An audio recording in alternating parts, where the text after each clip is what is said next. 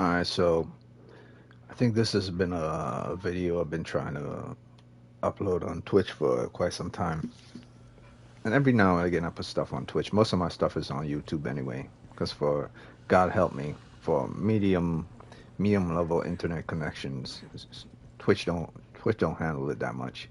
So if I'm up for like 30 minutes, I'm solid. I'm golden with that. So the whole purpose of this video, this is my last video for Aliens. I've made it a lot farther than I expected to. Damn right you're ready for another So I mission. completed most of everything. I only have two missions left before the game is over. And I'm going to unlock the recon ability. So I'm only stating this right now so I could get that out the way. So I already evaluated this game, already gave it 6.2, 6.3. From overall gaming point of view, it's a 6.3 to about a 6.4. Like if you're really being fair to this game, it's 6.3 to 6.4. But if you're not being too fair, if it's you're taking it personal, like you expect certain things, I would say the most you would drop it down to is a 6.2. So as an overall game, it's a decent game. It's not a failure game because failure games are games that just make it slightly above average, and but they didn't do anything much. So it's slightly above average, but it's a little bit more than that. So it's like a nice little chocolate cake you have. Nothing special about the chocolate cake. It's done correctly. The cake is made correctly. The frosting are put correctly. But there's nothing special about the frosting or the batter or anything when making the cake. It's standard issue stuff you buy from the store.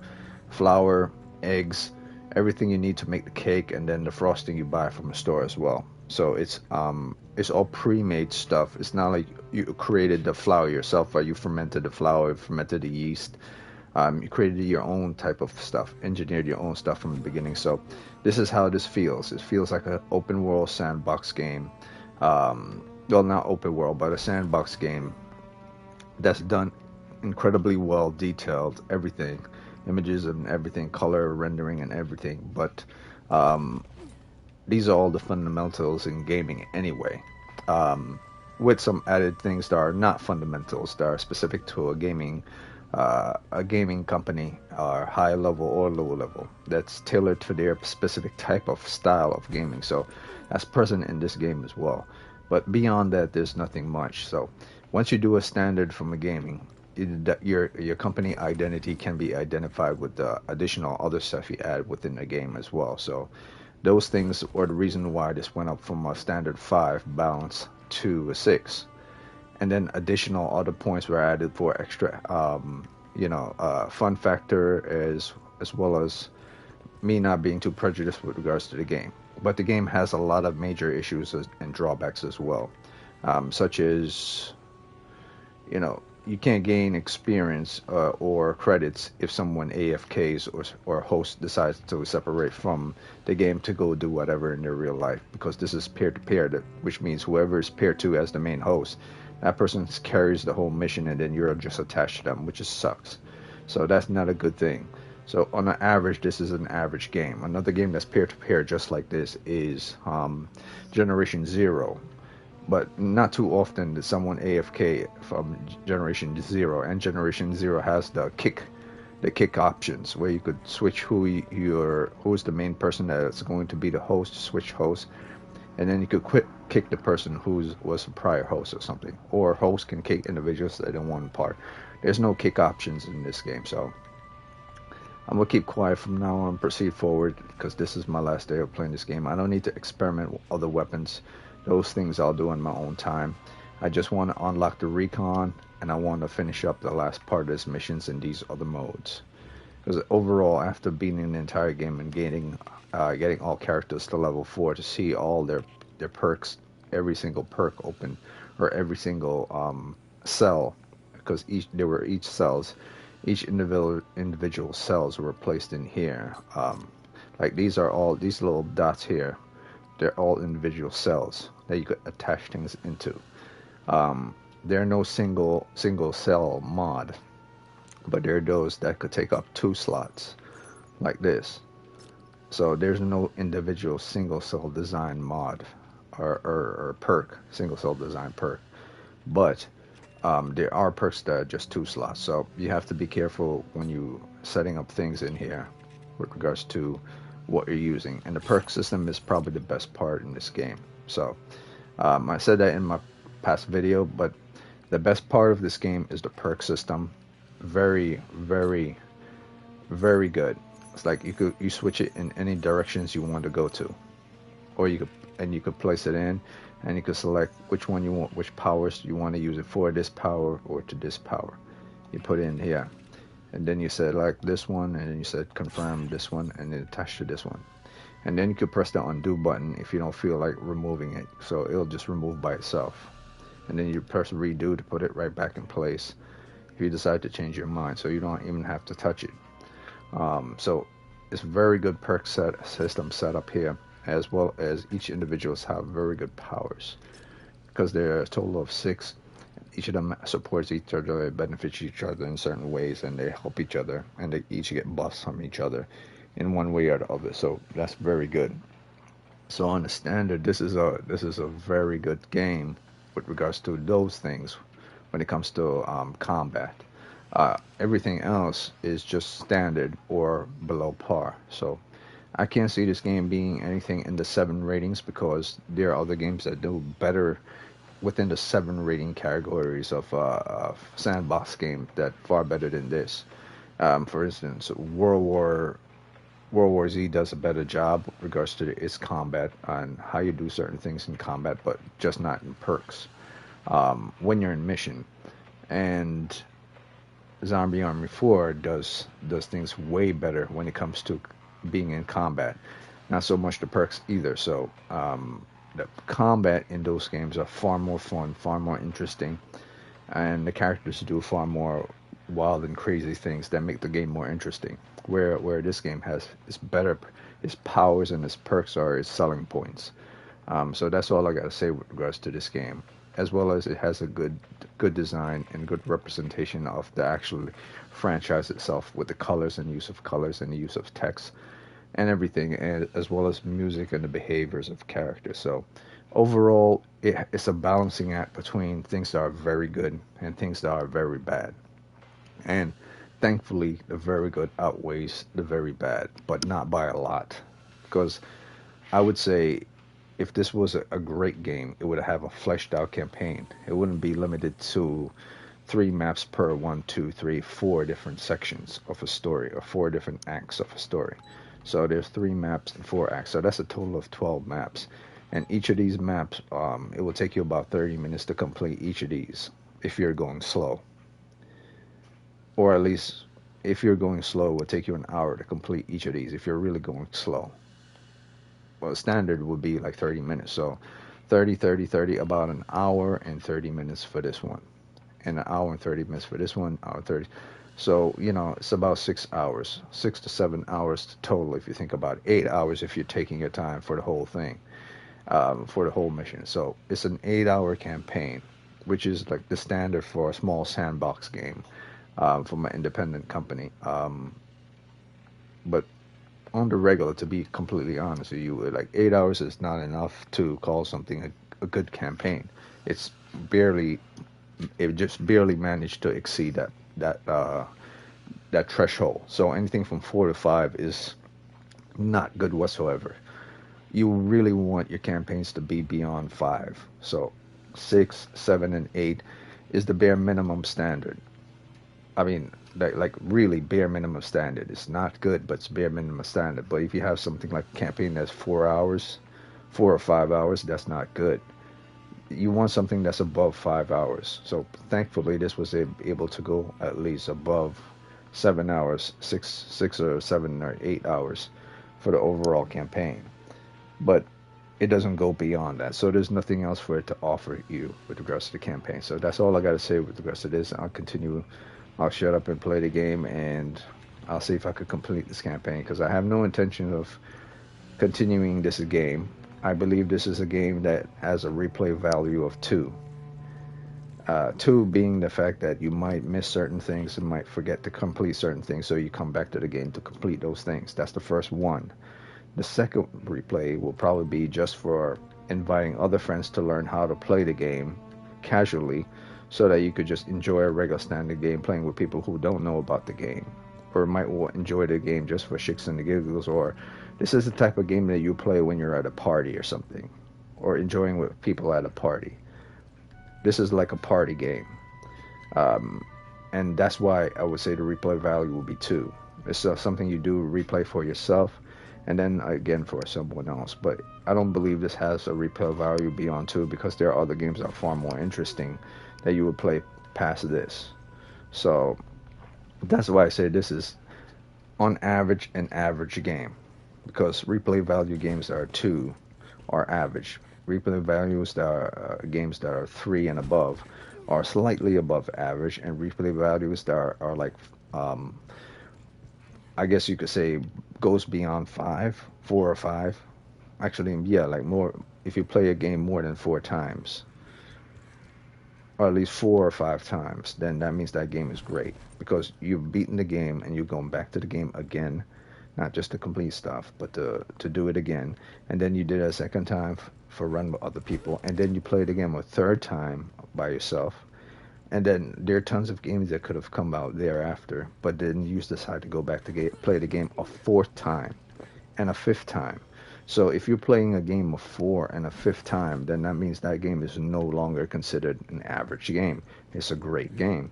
That's why I say this game falls into the average game category one or two times. So this has like a replay value of two most. And if you hate this game, this has a replay value of zero. And if you believe like you're gonna give this game a chance, then the game has a replay value of one. Either way you see it, this because it falls into I'm not gonna play the game to it has a replay value of two, then all I could say is this can't be within the seven category. Because to me, a game in the seven category would have also a replay value of two, but nothing more. But at least that has something to sell with regards to everything that comes thereafter. Like additional other things that you place, like larger campaigns, greater maps, more fleshed out characters, more interesting objects, so on and so forth. Um, that will be stuff within seven, and then the greater stuff would be like wider, even more wider campaign areas, even more detail characters, even more greater story, and even more greater maps. Those things will fall into the eight and nine category. So this is like a six category game. Um, Regulation cornbread Also, complete. the fact that the characters in here don't speak.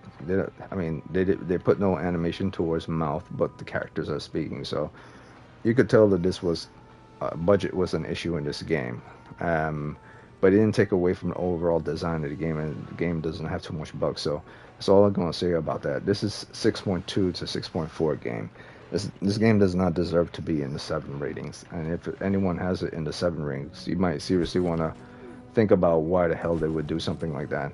Because it takes a lot for a game just to be in the 7 category. A lot.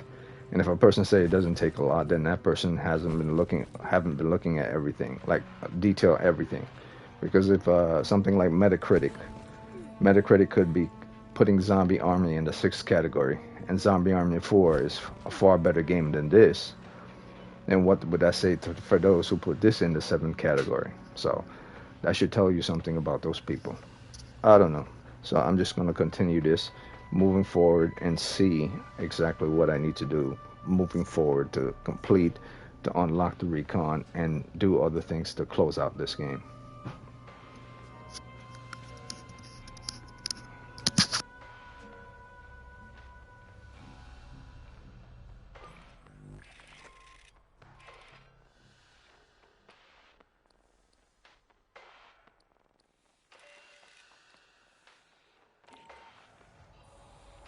You think if bugs drool in their sleep, they wake up stuck to the floor?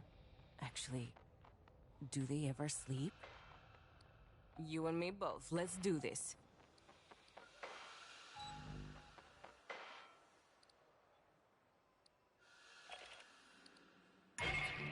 This is the big one, fire team.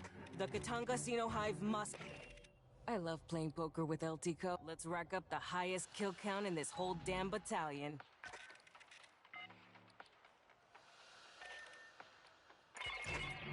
This is the big one, fire team. The Katanga Xeno Hive must be destroyed. We stop the spread here. Blue team will advance ahead of you and rig the refinery for self-destruct. You'll follow and keep their path to safety open.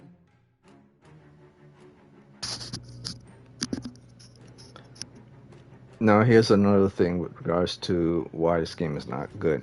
It would take you a minute, a good minute, to connect with other players. Not because the connection is bad, it's because not a lot of people are playing the game. And not a lot of people playing the game because they discover that if certain players go AFK or if a host detach, you lose out certain things in certain missions. Plus, there were expectations for this game that weren't met. So, a lot of diehard fans were kind of disappointed with how certain things were.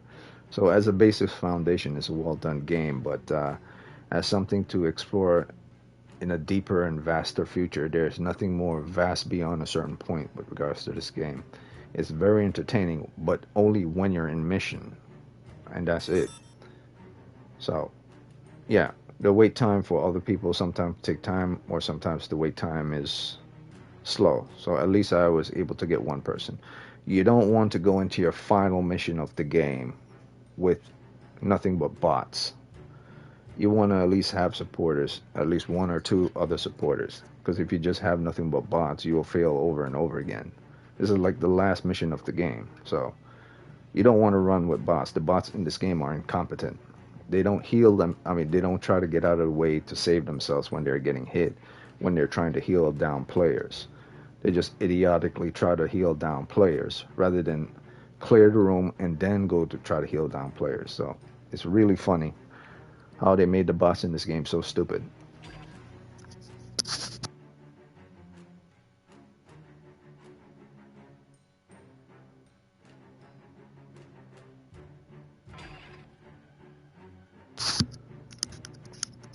And then there's the other issue of the game.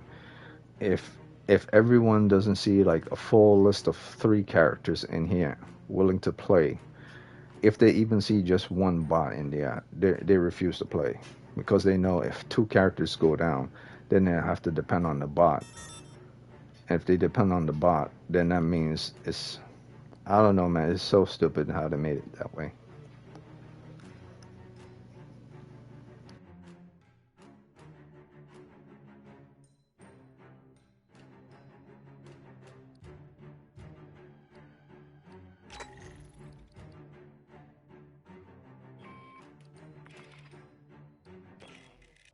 I'm sure it's a glorious day in the court. Let's rack up the highest kill count in this whole damn battalion. This is the big one, fire team. The Katanga... Knives and sharp sticks, or make sure you got your gear prepped. I ate your mama. See, it's like everyone's so scared about doing the last mission with nothing but bots. They desperately want to be play with nothing but characters, people, public party. I mean, I'm pretty sure you could do the mission with bots, but you will really have to be good at what you're doing. Cause see, the last second to last mission here requires you to be recommended level of 450, but the enemy isn't going to be hitting at a 450. The enemy is going to be hitting at 550, at least 100 combat rating more than you. So even though you have a combat rating of 600, you just have 100 combat rating more than the enemy. Over time, that your life is going to go down if you don't have a good party member. So even if you're a combat rating higher than your enemy is by 100, it won't matter much because the enemy rating is really not at 450. I mean, even if the enemy rating is full 450 on damage, eventually it'll wear way down your 620 if you're not in a full party of characters. And especially if you have a bot in party, it's going to be brutal. So it's pointless. That's why not a lot of people even play the last mission of the game. But I'm going to try though. We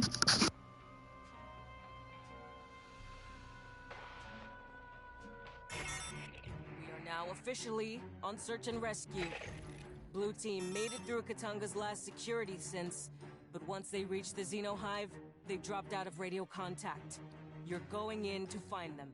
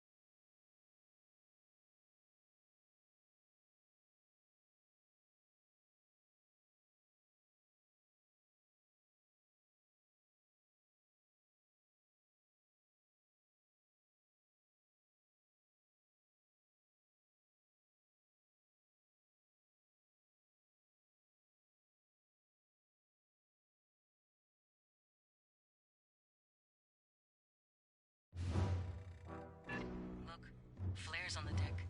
Follow them. Molina's blue fire team passed this way.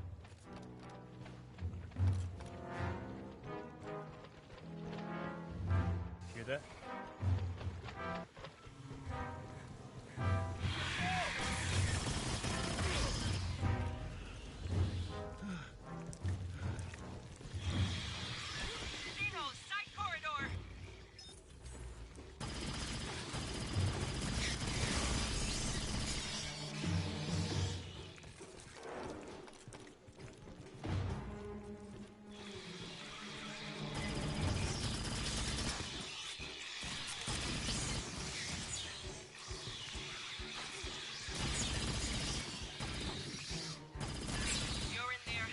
Come from any direction.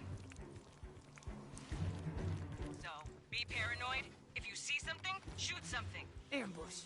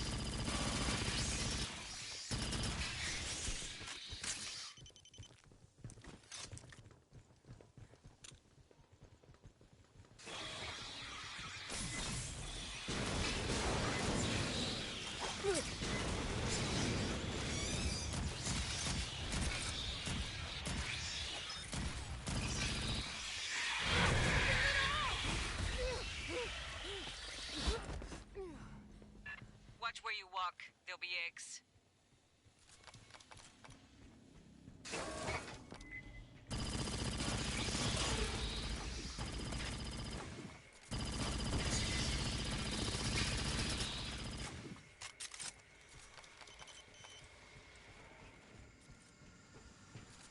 Hear that?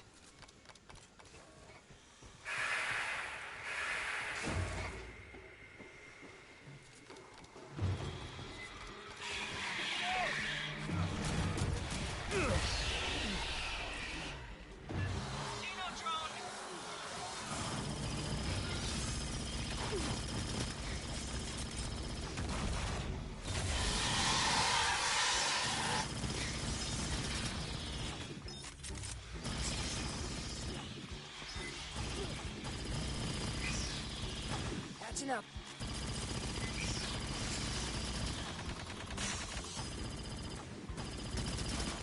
Catching up.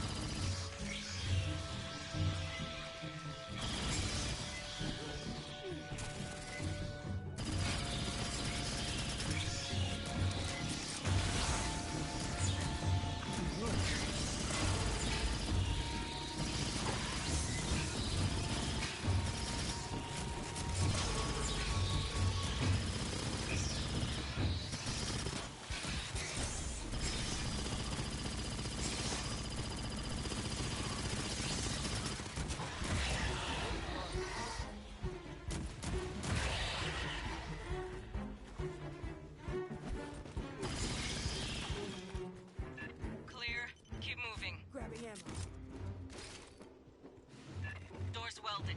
Cut it. Patching up! We know Blue Fire Team went this way.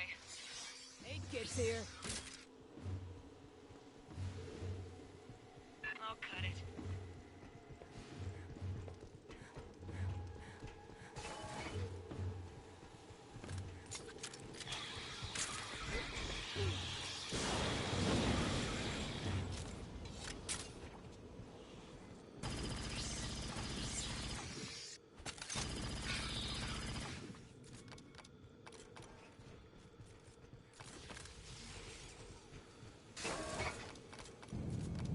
Busy little creatures.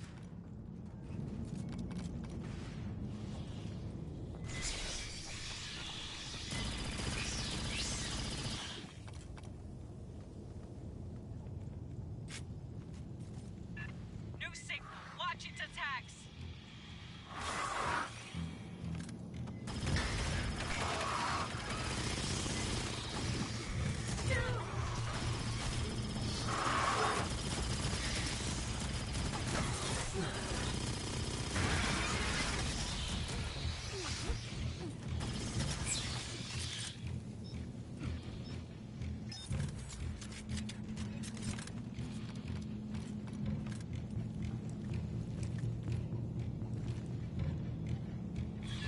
From the passage ahead.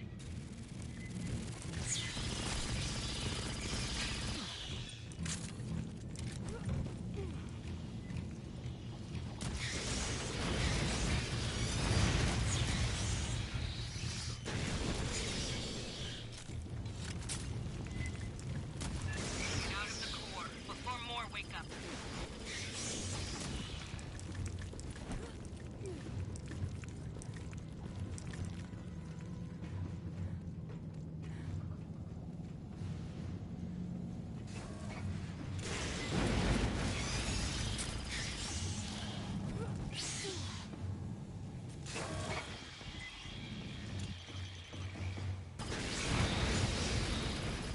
Blue team, if you copy, squawk your PDT.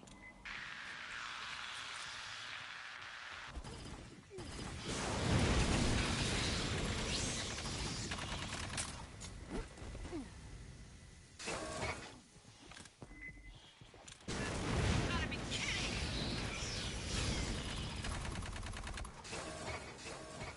Prowler. Clear. S, you got anything?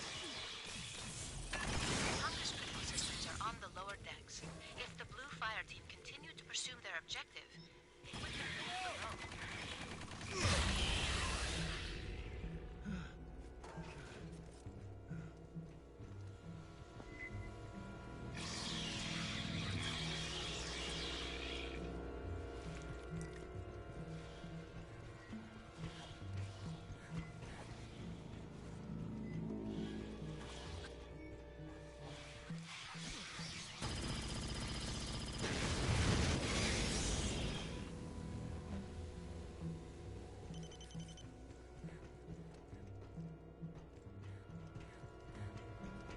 Ambush! Suppressive fire now!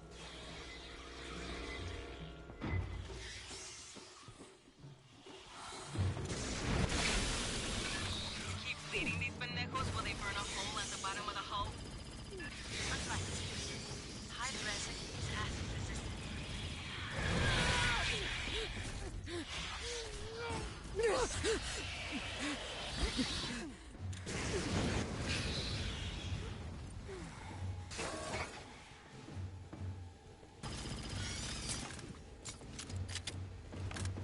Patching up.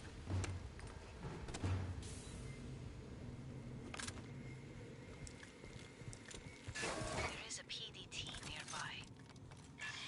Stop!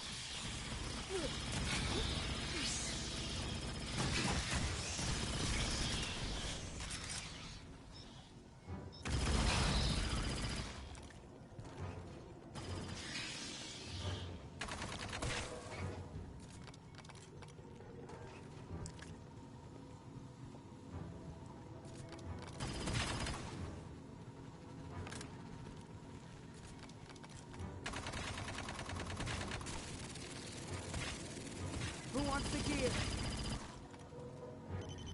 Grabbing ammo.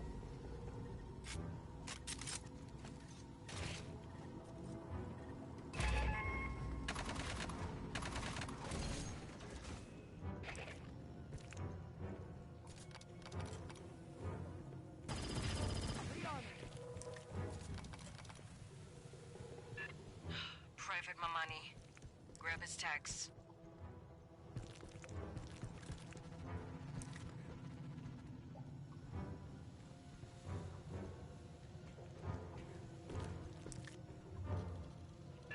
Dios te bendiga.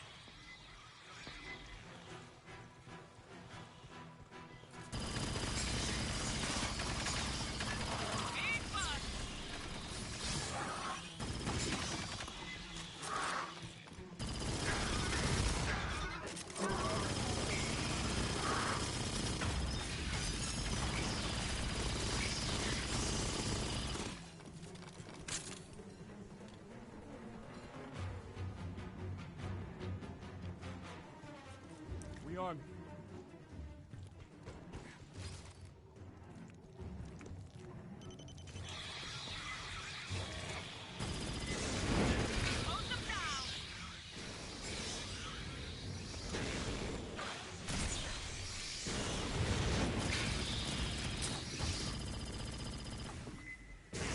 Swarm has passed.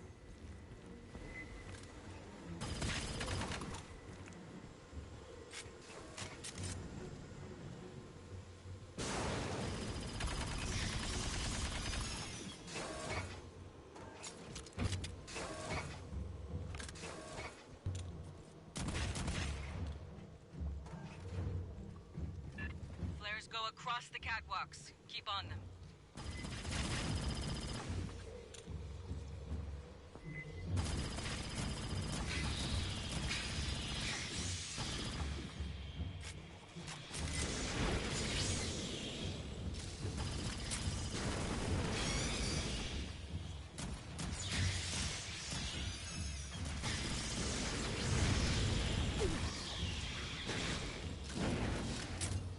Patching up.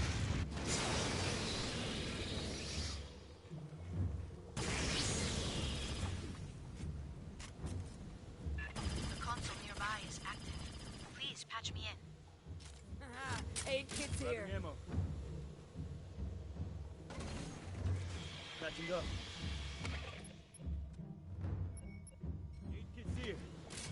Sentry deployed.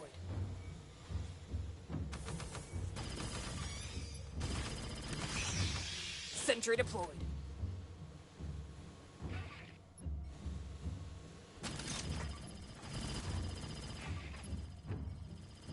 Eight kids here.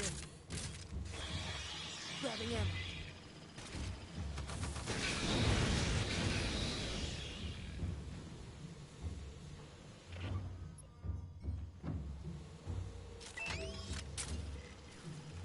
Accessing. Stand by.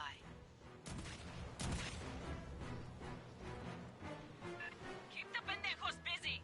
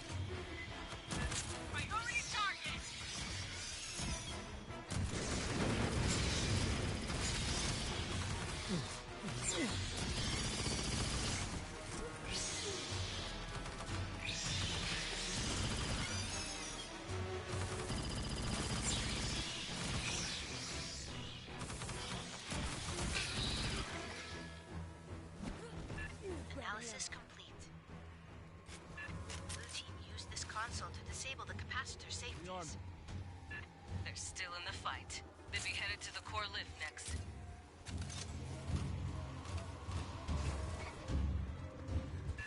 Swarm approaching!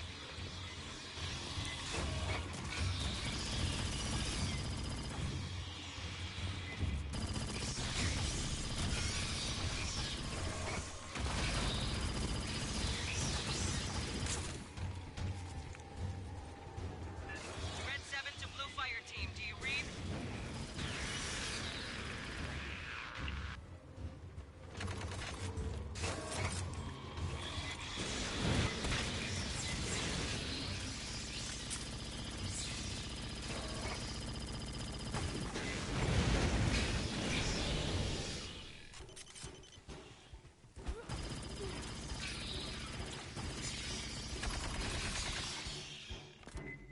One door's welded. Blue team went that way. Cut it. I'll cut. Watch your ass!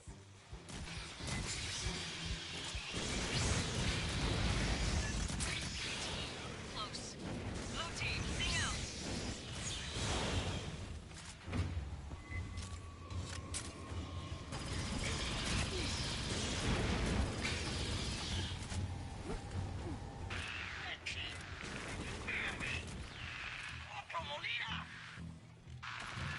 Lena, we hear you. We're close. One clear. Little blood. Hang on, Molina. We're coming.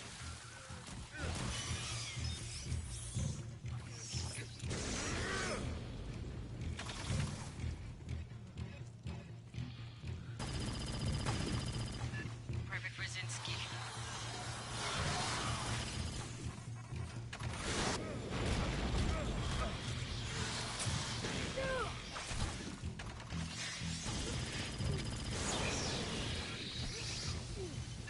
Dios te guarde. Molina's close. Get her home. They're coming!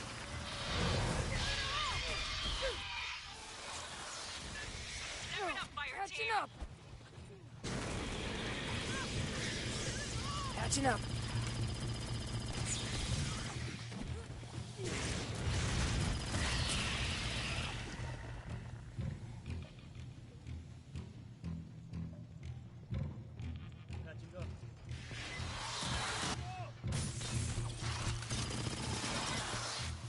Catching up. Catching up.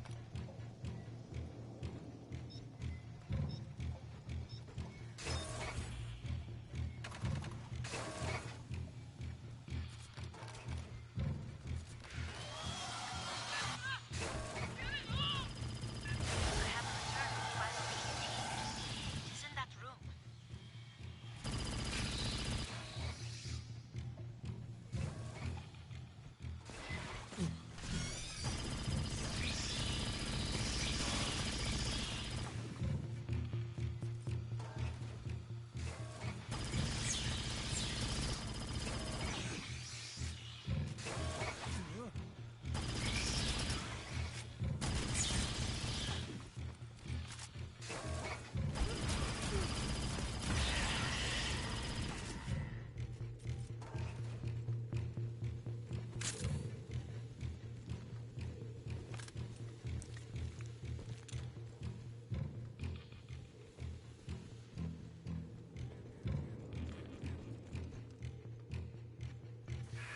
Eight kids here.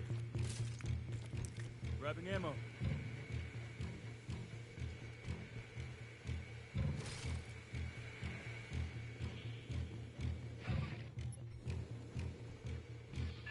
Lance Corporal Molina. Found an aid kit. Sentry deployed.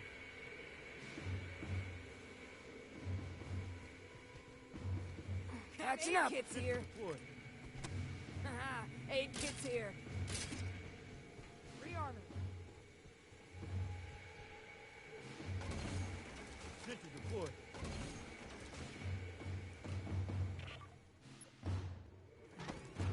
Sentry deployed.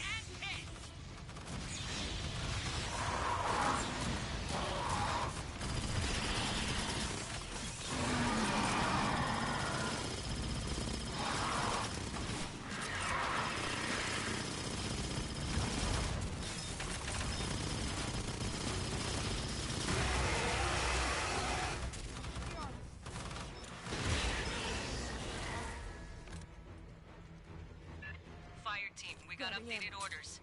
With Blue Team down, we're taking over point on this op. You're going to scuttle this fucking shitbox.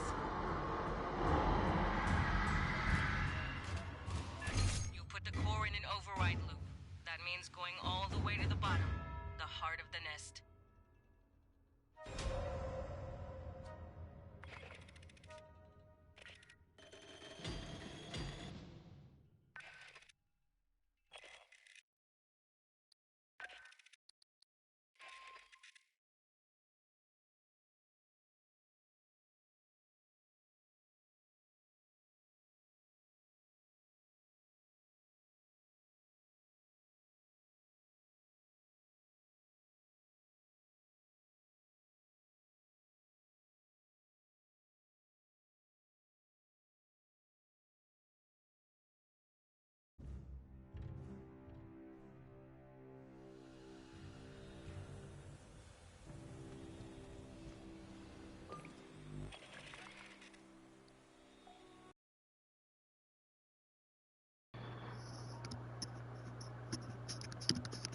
Another thing I don't understand about this game is when the character Herrera, when this character right here, Oh, I had something I wanted to Her- tell you. when this character Herrera is communicating with you from the base, she's getting hyped and say, kill them and kill them all and speaking in Spanish and a lot of and giving you directions and everything. But she's acting and speaking as if she's in the one in the combat, and she's under fire, but she's not in combat, and she's not under fire. Your characters are. So it's weird that none of your characters in this game are even saying anything with regards to any feeling or actions towards experience against the aliens in the game called Aliens Fireteam Elite. They're quiet when they're fighting enemies, and the only time they speak is when they interact with an object, or they patch up, or they're throwing grenades. They have no personalities. They're like the bots in the game, but they are playable. They're playable bots. So that's another thing about this game that pissed me the hell off. They're quiet. They don't say anything. At least in a game like, say, Elden Ring, your character is quiet because, well, that's how it's always been in all the Soul game. All the characters are quiet. They don't speak. For let's say, for instance, this is that type of game. But the fact that they don't say anything, they don't feel any feeling or interact, they don't speak or they don't communicate or say anything when they interact with anyone or anything, gives you the impression that it's a Dark Souls type game where they're communicating with the person by an invisible language. But this is not that type of game. This is that stuff in Dark Souls have always pissed me off. It doesn't make it good. It actually makes it bad that your character doesn't say anything. Or you say, well, your character doesn't need to say anything. But it's not just the character needs to say anything. It's the character doesn't behave the way a person would behave under stress and under tension. It's you're playing with a bot, and you know you're playing with a bot. That's what games like Dark Souls or Bloodborne, that's the thing they're locked. That's why they'll never be 10 out of 10 games, no matter what anyone says. Because no matter how much you feel like you're interacting and playing a game, and you feel like your character is real, your character doesn't actually feel real whatsoever at all. Because they don't behave like a character. They don't behave like characters like Aloy and Horizon Forbidden West. They behave like playable bots, like avatars. You don't feel like they're alive whatsoever. So I always say that that's a funny thing when people give games 10 out of 10. Like, so your characters, playable characters, you like your character, you like character models, or you like the character, the way the character behaves in the story, but it's not really the character that's behaving in the story. It's how you are making your character behave in the story, not the character themselves.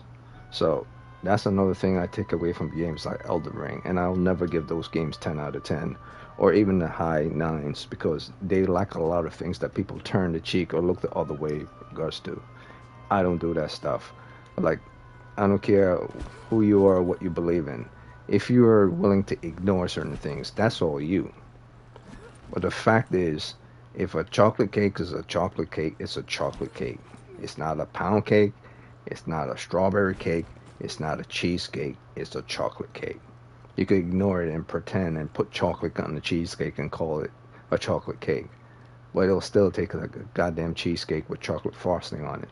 So I laugh at people like that. Then, like, yeah, you could ignore the faults of the game because you're having fun. But if you take away you having fun, you'll see all the faults. You'll see all the cracks and crevices behind the veil. So that's all I gotta say about that. I say games like Elden Ring is in the 9.6 and lower nines category. Anything going from 9.6 down, not 9.6 up. Because you have to pay attention to all the BS from since the moment that game was released on day one to where it is right now. You don't just ignore it because the game is good now. You pay attention to everything and you categorize and you classify anything and you judge everything from when it was released to where it is now.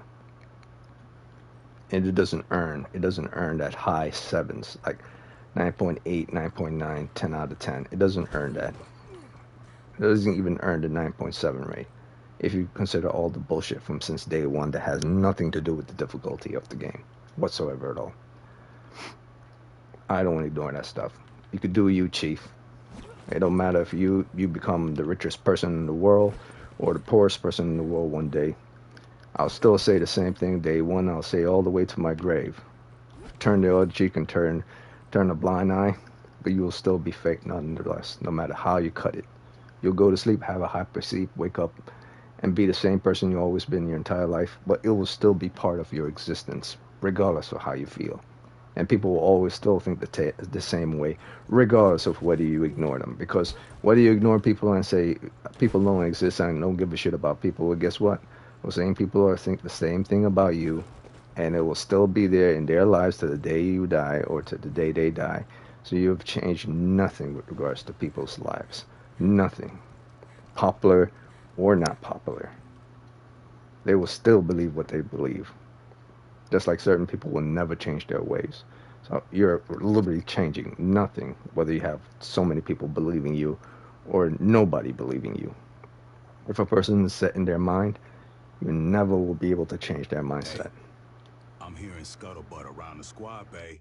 Talk that maybe Colonel Ship took this too far. We could have quarantined Katanga, right? She knew that, but I don't know. Maybe they fine. Look.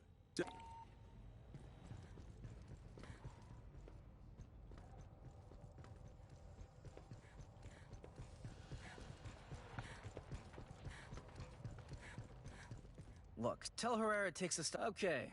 Regulations require me to state that.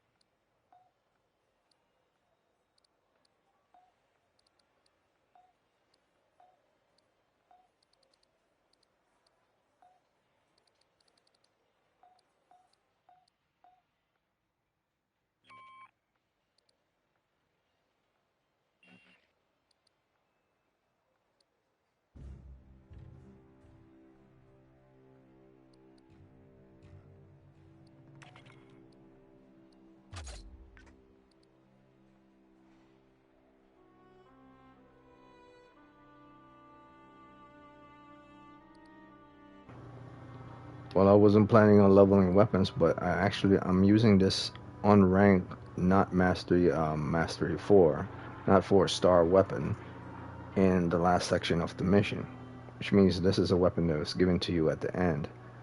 But even at its low level, even at the combat rating of 100, and other weapons within the game are higher combat rating based on the fact that I leveled them up to 120. Even at a 100, this weapon is still badass. So, even at a lower rate of 100 compared to others, this at an arm rank no stars, this weapon is still badass. So, let's see what weapon I'm going to be given.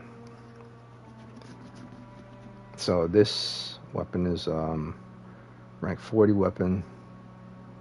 Amazing. This new weapon I'm given is amazing. I mean, it does less damage, but in comparison to this, about the only thing this has, and I 4-star this, is weak point damage and handling and damage. But I could easily up the weak point damage and handling, no problem. I can't do anything about the overall damage. And with regards to this, compared to this, about the only thing that this weapon is lacking, once again, is damage and then reload. Comparison to this. So let's see something.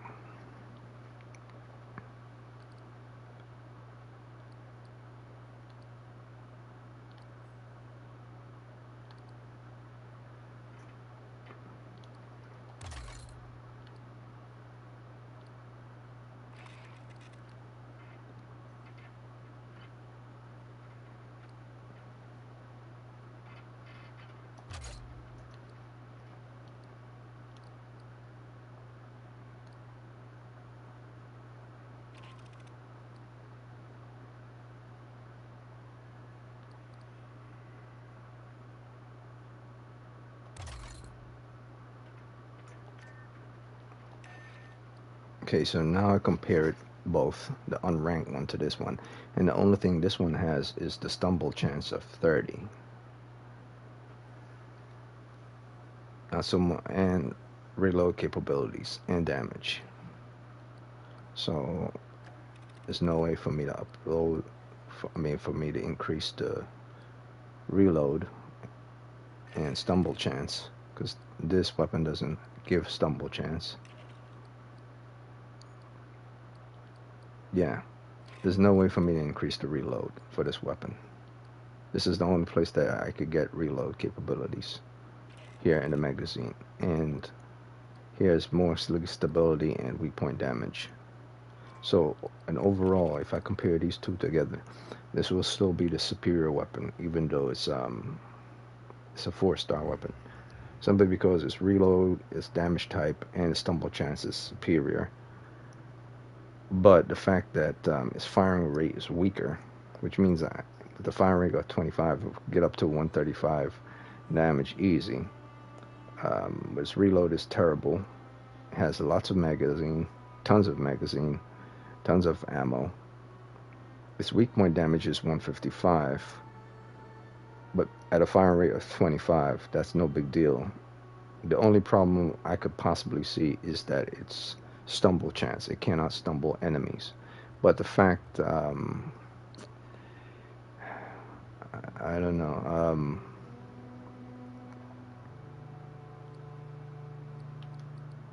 and its stability and its accuracy are better. So this is a superior weapon, easy. But the only thing this shotgun has is fast reload and stumble chance, because like I said, the damage, I could get that damage up with firing rate of 25 on this weapon, easy.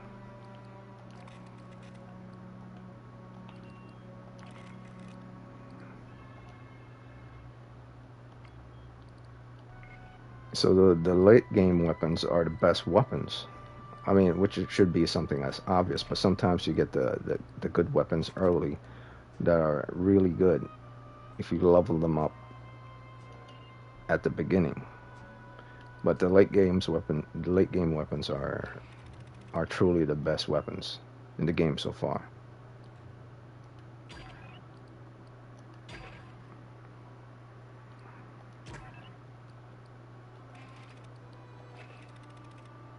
And since I know that, I am going to use, I don't really need to, but I'm going to do it anyway. Because this last video is not about leveling up everything. I have the weapons I need. I don't need to level anything up anymore. But this is mostly about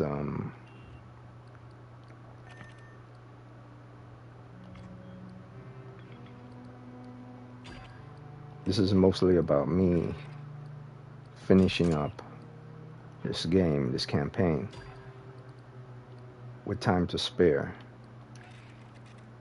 to do the modes.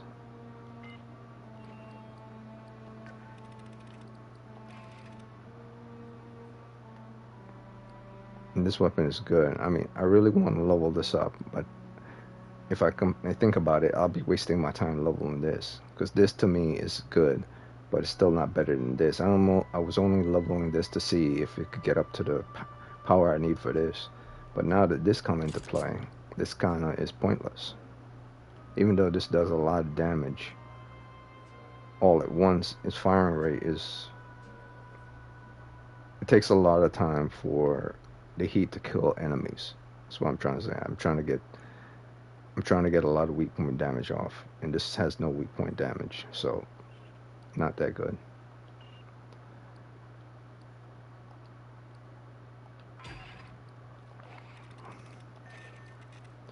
The late game weapons, man, they're the best ones. I have no idea, but I should have realized that a long time ago.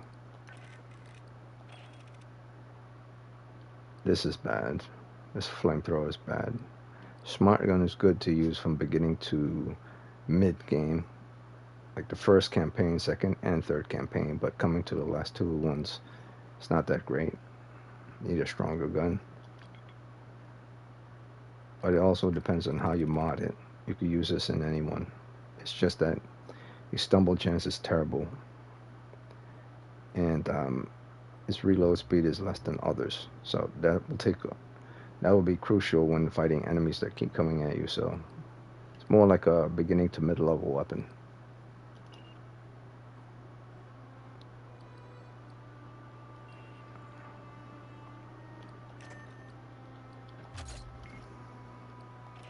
I want to keep the sentry guns for late game playing. And I want to buy a lot of sentry guns. Esther says my backroom stock is on anything not on the rack. Esther says my backroom, anything not on the racks, I can pull out of cargo for. Because I don't like to depend on other people to actually. I'll buy two more. There you go. Alright, so I'm gonna finish this campaign, and possibly level weapons in the process, but I'm gonna level up these last weapons on my own time. The main objective is to finish the campaign and check out the game modes for the campaign. Right here, these two, to unlock these two. Once these two are unlocked, I'm done with the game. I already gave the game a 6.2 rating, to a 6.4, 6.2 to 6.4. Don't believe this game goes beyond that unless a DLC or patches fix every issues that it has before. But I don't see that happening anytime soon, so at the moment it'll still stay at 6.3 to 6.4 rating. And that's being generous. In all truth, this deserves to be like a 6.2 most. 6.2, 6.3 most.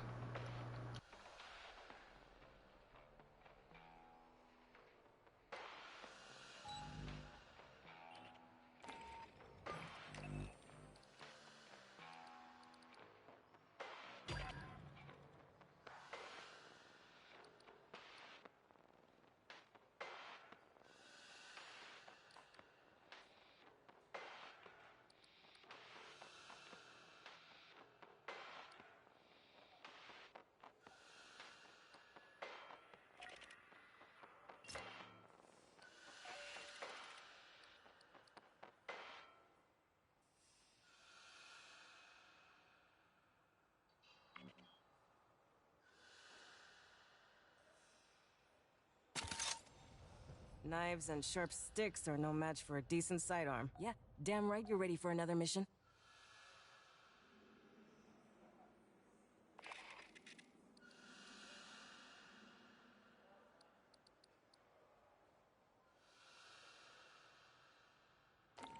I love playing poker with El. Yeah, damn right you're ready for another mission.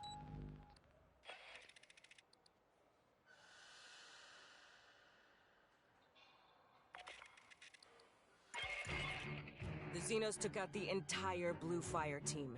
Their mission falls to us. You're going into the heart of the Hive to rig the refinery for detonation.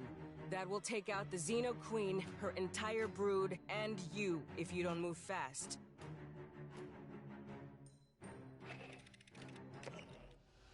Knives and you and me both. Let's do this.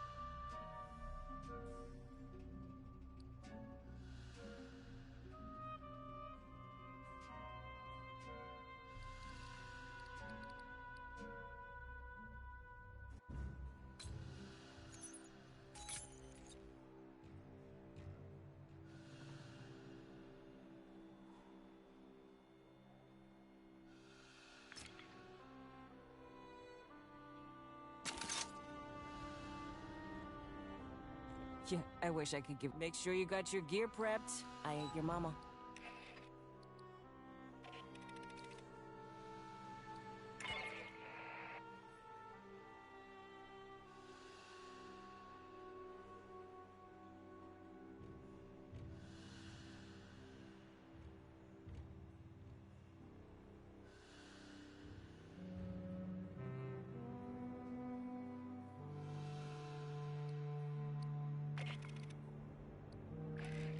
You think if Boggs drooled in? Yeah, damn right you're ready for another mission.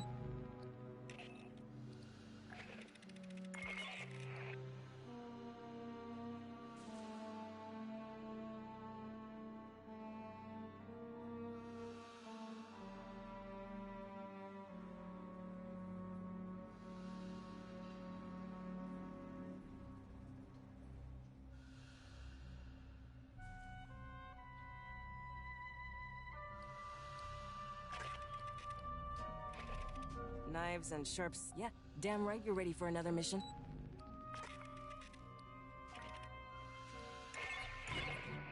We are now officially on. I'm sure it's a glorious. Bring me back something nice.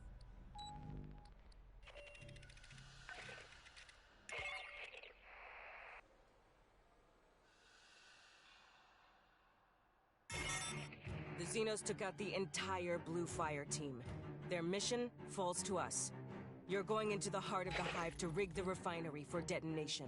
That will take out the Xeno Queen, her entire brood, and you if you don't move fast.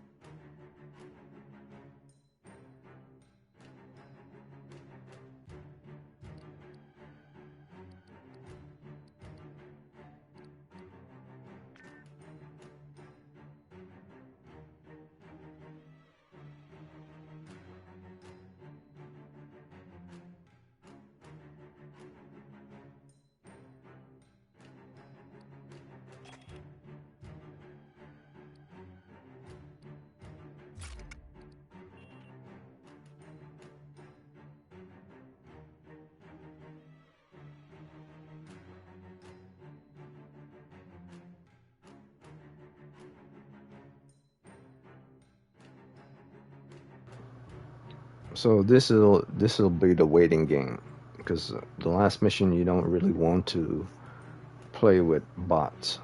You want to play with people, because you have to fight all the way to the I believe the Queen. I've never fought the Queen before, but I'm pretty sure if you do have to fight the Queen, then that means it's going to be a problem. So if we are going to use bots, should I use one bot? Not anything more than one bot.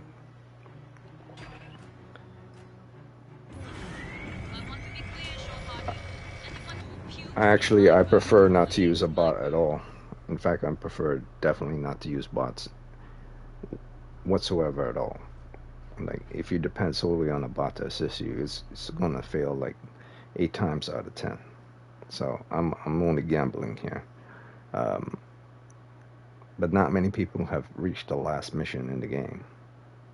So that's another thing you have to consider. How many people have gotten to this point.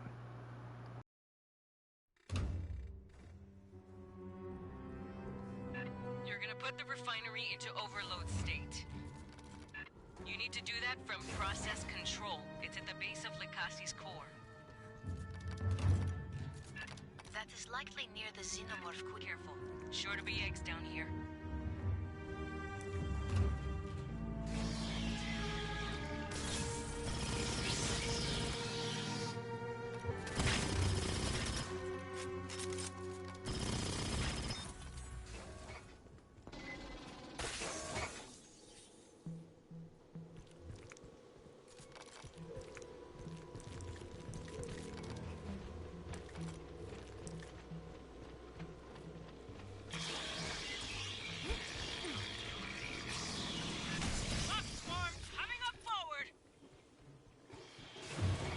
Ready to go.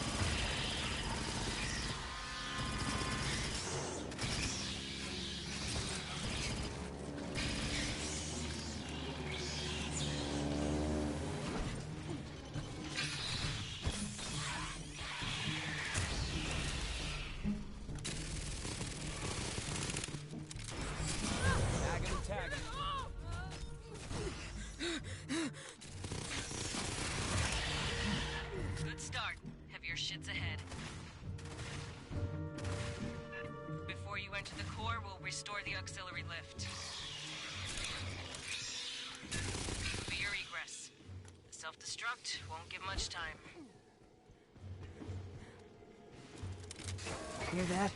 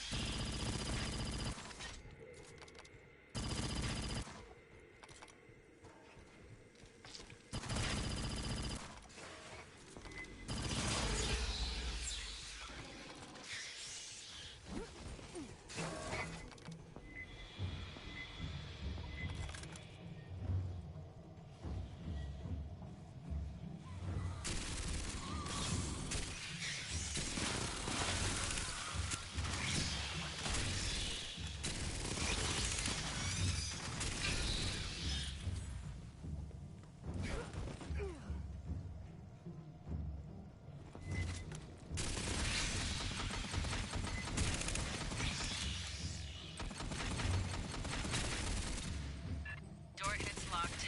There's an active terminal. Try it. Bugs built a wall over the console. Great.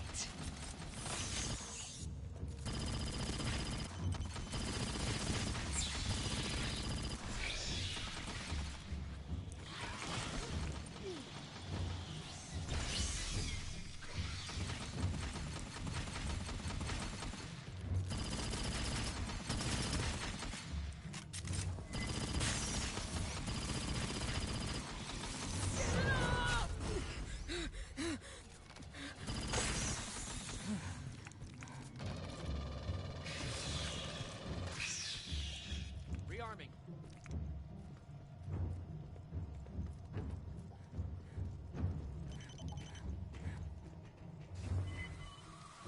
Console's busted. New plan. You cut through the door. Swarm inbound! Hold up on the door! Sentry deployed.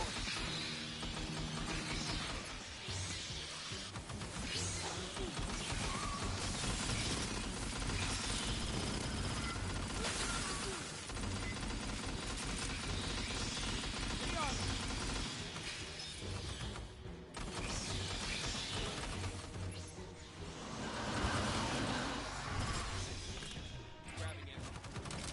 Let's rock.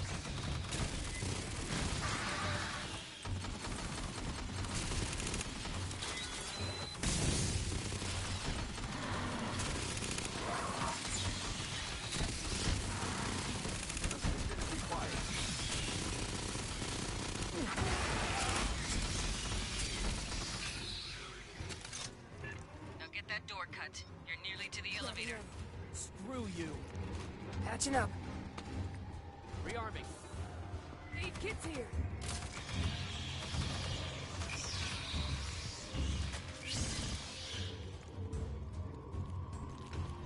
I'll cut it.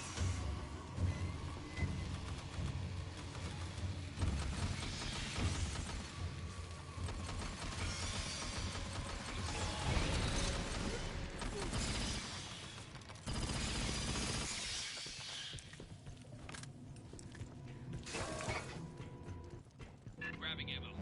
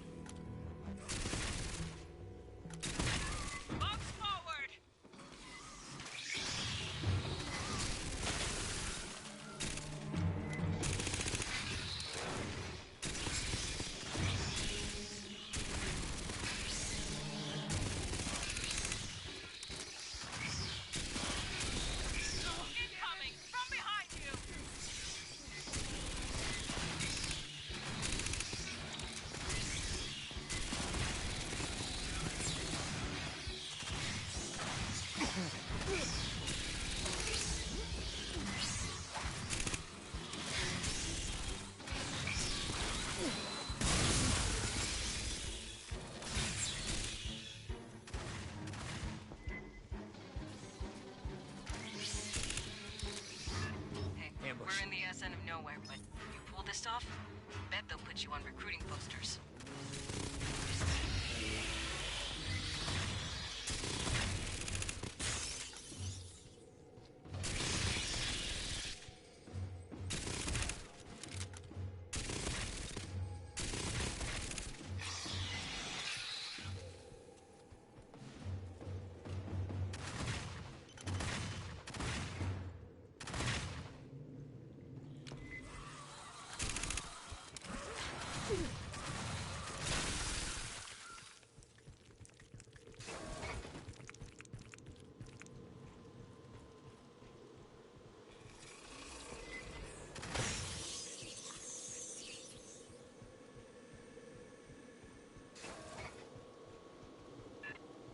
Don't charge the door, they ambush. Be careful. Rearming. No, patching up. Sentry gun ready. Aid kit's here.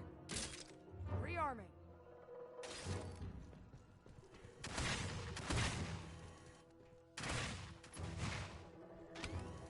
Sentry deployed. Got a drone coming!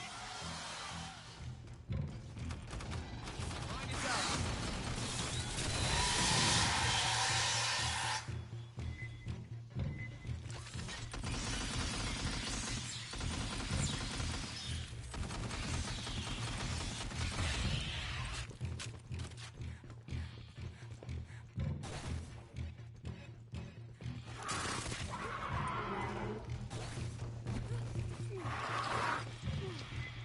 Hey, check this.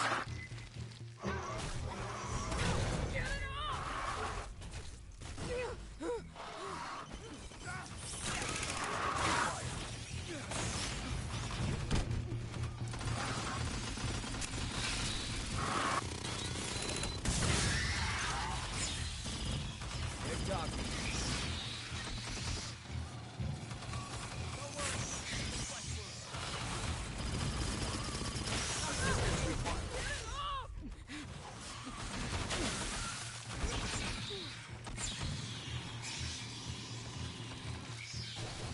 Rearming.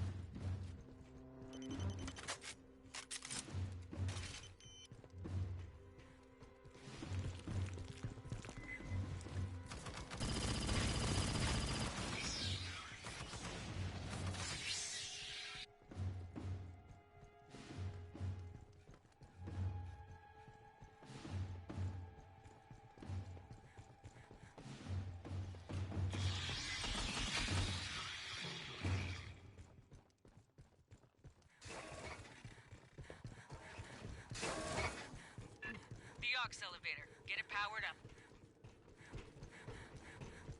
After you start the overload, this will be your evac. Grabbing ammo. Rally outside the core. We'll brief on the scuttle procedure.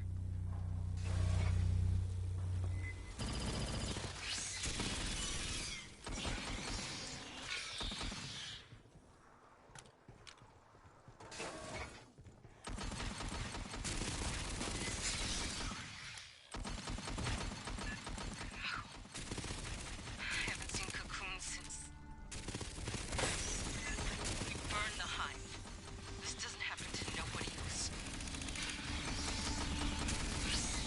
Some are life forms from LV-895, brought up by Cynthia.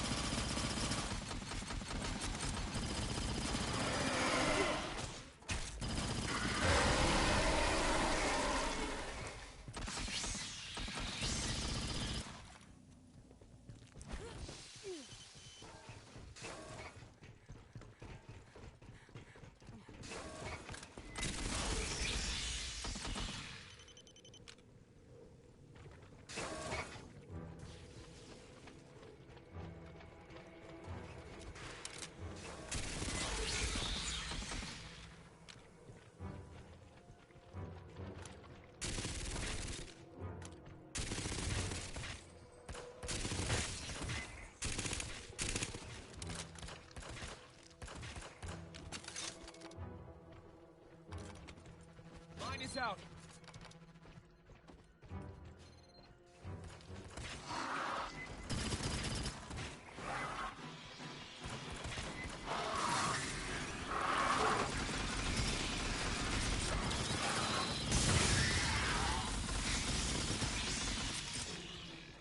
They're wasted.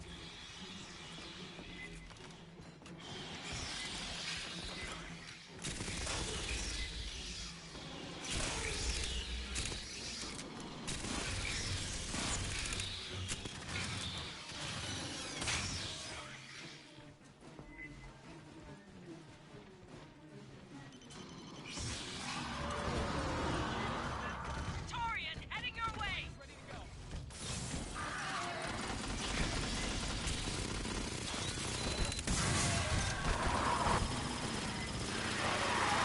Bypassing down.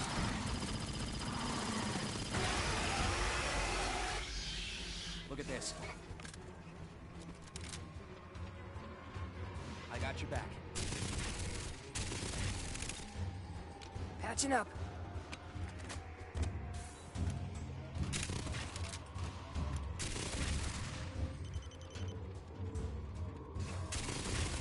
Process controls the next room. Endgame. Prep while we brief you. Fire team, this is Colonel Ship. There are 3 systems you'll disable. Esther will guide you through the process. When all 3 cut it systems and are run it. down, the reactor will build up to overload. You'll have about 2 minutes to reach that elevator you fixed. Watch out for each other. Dismissed. Vaya con Dios, kids. Make me proud.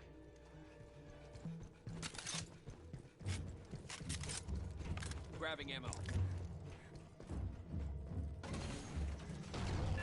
Thought that catwalk looked unstable? You'll egress by a different Sentry route. deployed. Grabbing ammo.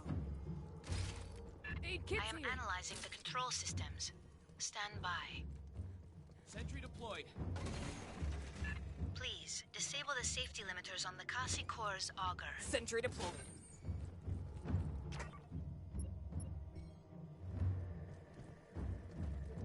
Sentry gun ready.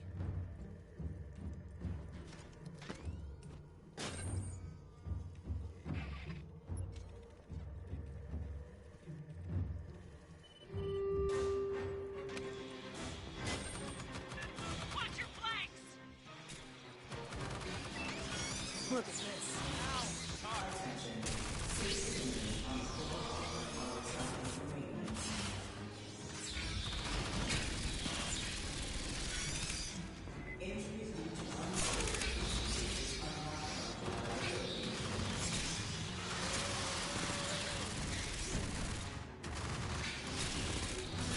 You got this!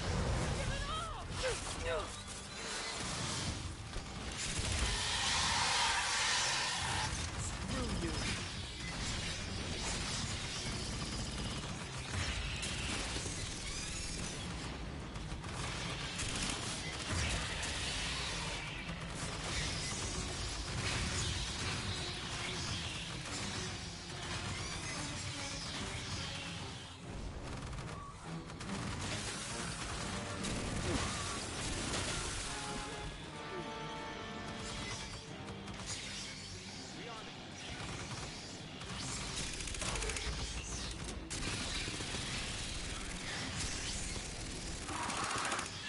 Focus fire on the big one!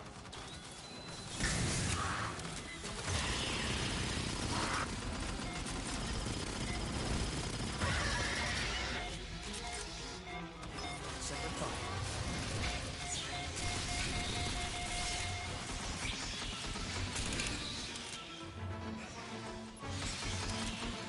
Alright, let's rock. Grabbing ammo.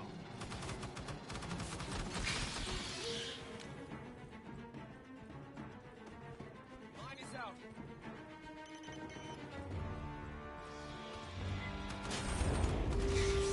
Please, disable the primary manual breakers. Sentry deployed.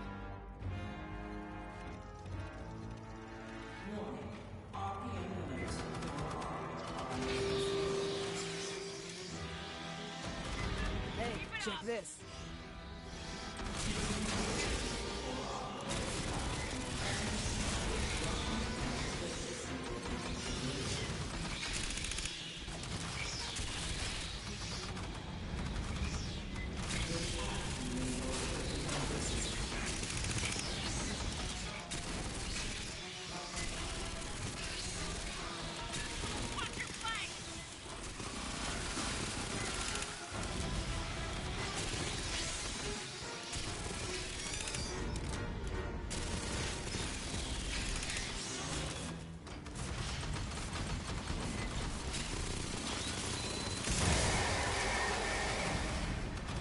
this up. Notch up another kill.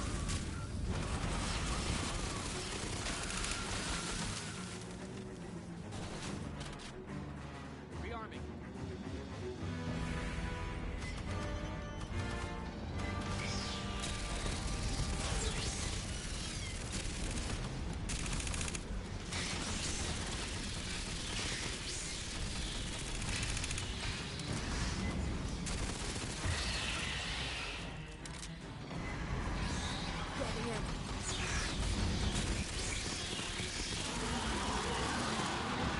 Focus fire on the big one!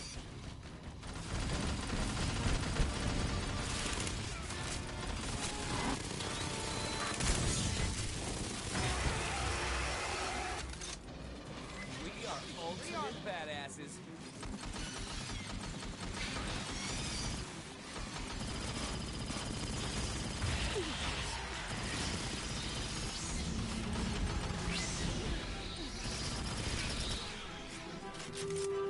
Please access the primary power regulator.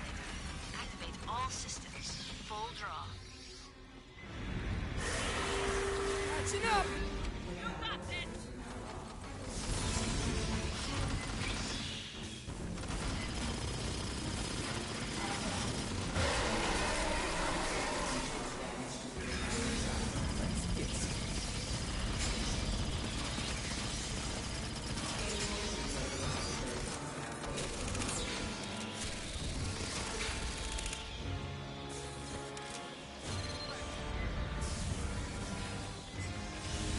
Grabbing in.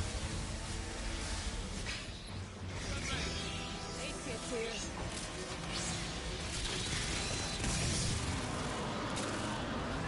Keep it up!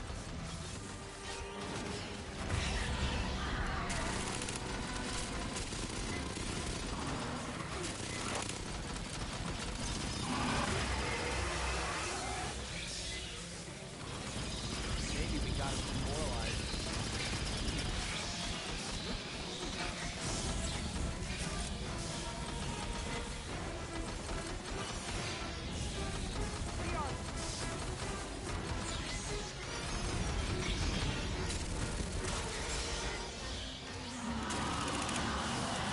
Movement!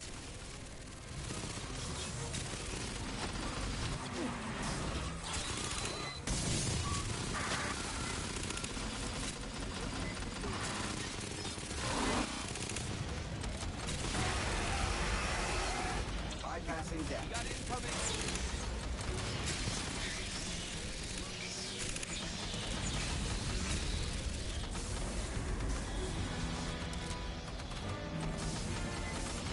Grabbing in.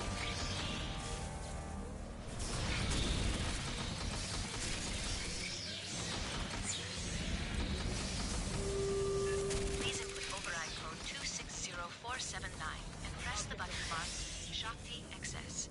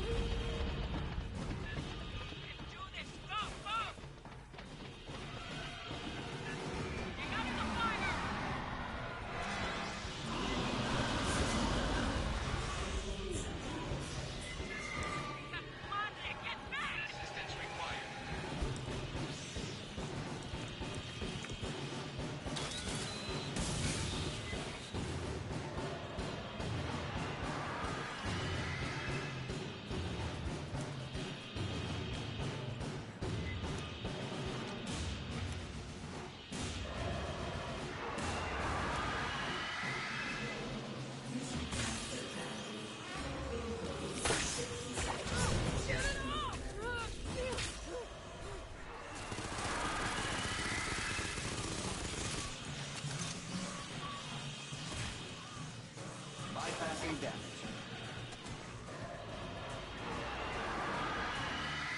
Buckle in, shore party. We're burning to escape debris scatter.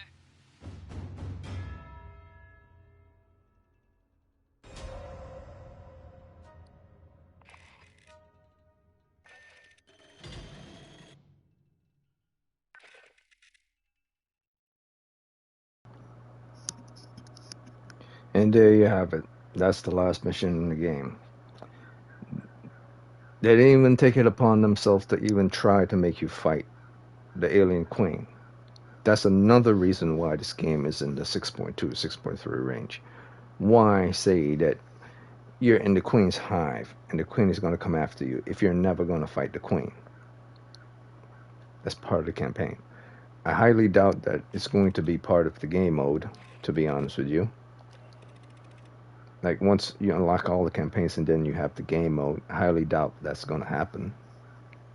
Like, in modes, the extra modes, you're going to fight the alien queen. I doubt that's going to happen. That's why I said this is not that good of a game. Because if you have to fight the queen, then I could see this game being in the 6.5, 6.6 range. An additional 2 more points. On top of the, where I say it's supposed to, the maxed out, you could give this game a 6.4. I could see jumping up at least 1 more point to a 6.6 or even a 6.5. But you're not allowed to fight the alien queen. So it's still at a 6.2, 6.3. That's disappointing. I don't know. I mean, I already knew from the beginning, since I played the game from the very first mission, that this was a small sandbox game. But even though it's a small sandbox game, why not make you fight the last alien? It doesn't make sense. The alien queen. So yeah, this game is low 6s. Like, some people will get pissed off and put it in the 5s, but I believe should be fair with your ratings for anything. So 6.2, 6.3 game.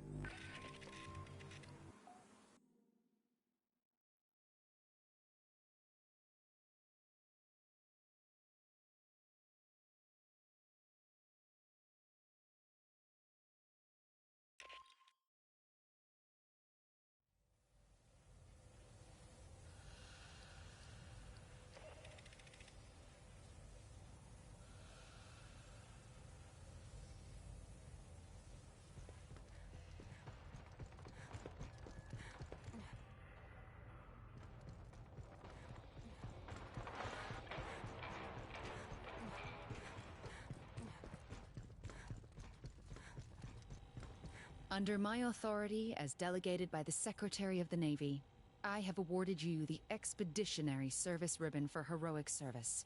Upon loss of contact with a Marine unit, you advanced into a xenomorph hive and confirmed the status of 3 MIAs. You then completed their mission, resulting in the destruction of said hive. Your boldness and dedication are in keeping with the finest traditions of the Colonial Marine Corps and United America's Armed Services. Given this day, in May 2202, Colonel Olivia Shipp, Commanding Officer, 33rd Marine Regiment, 11th Marine Division. Some things don't belong in official reports. Katanga has been a stain on the honor of the Corps for years. If you haven't heard the details yet, don't worry about it. I'll just say I'm personally glad to see the place blown to hell. Report to Lieutenant Santos for debriefing. Dismissed.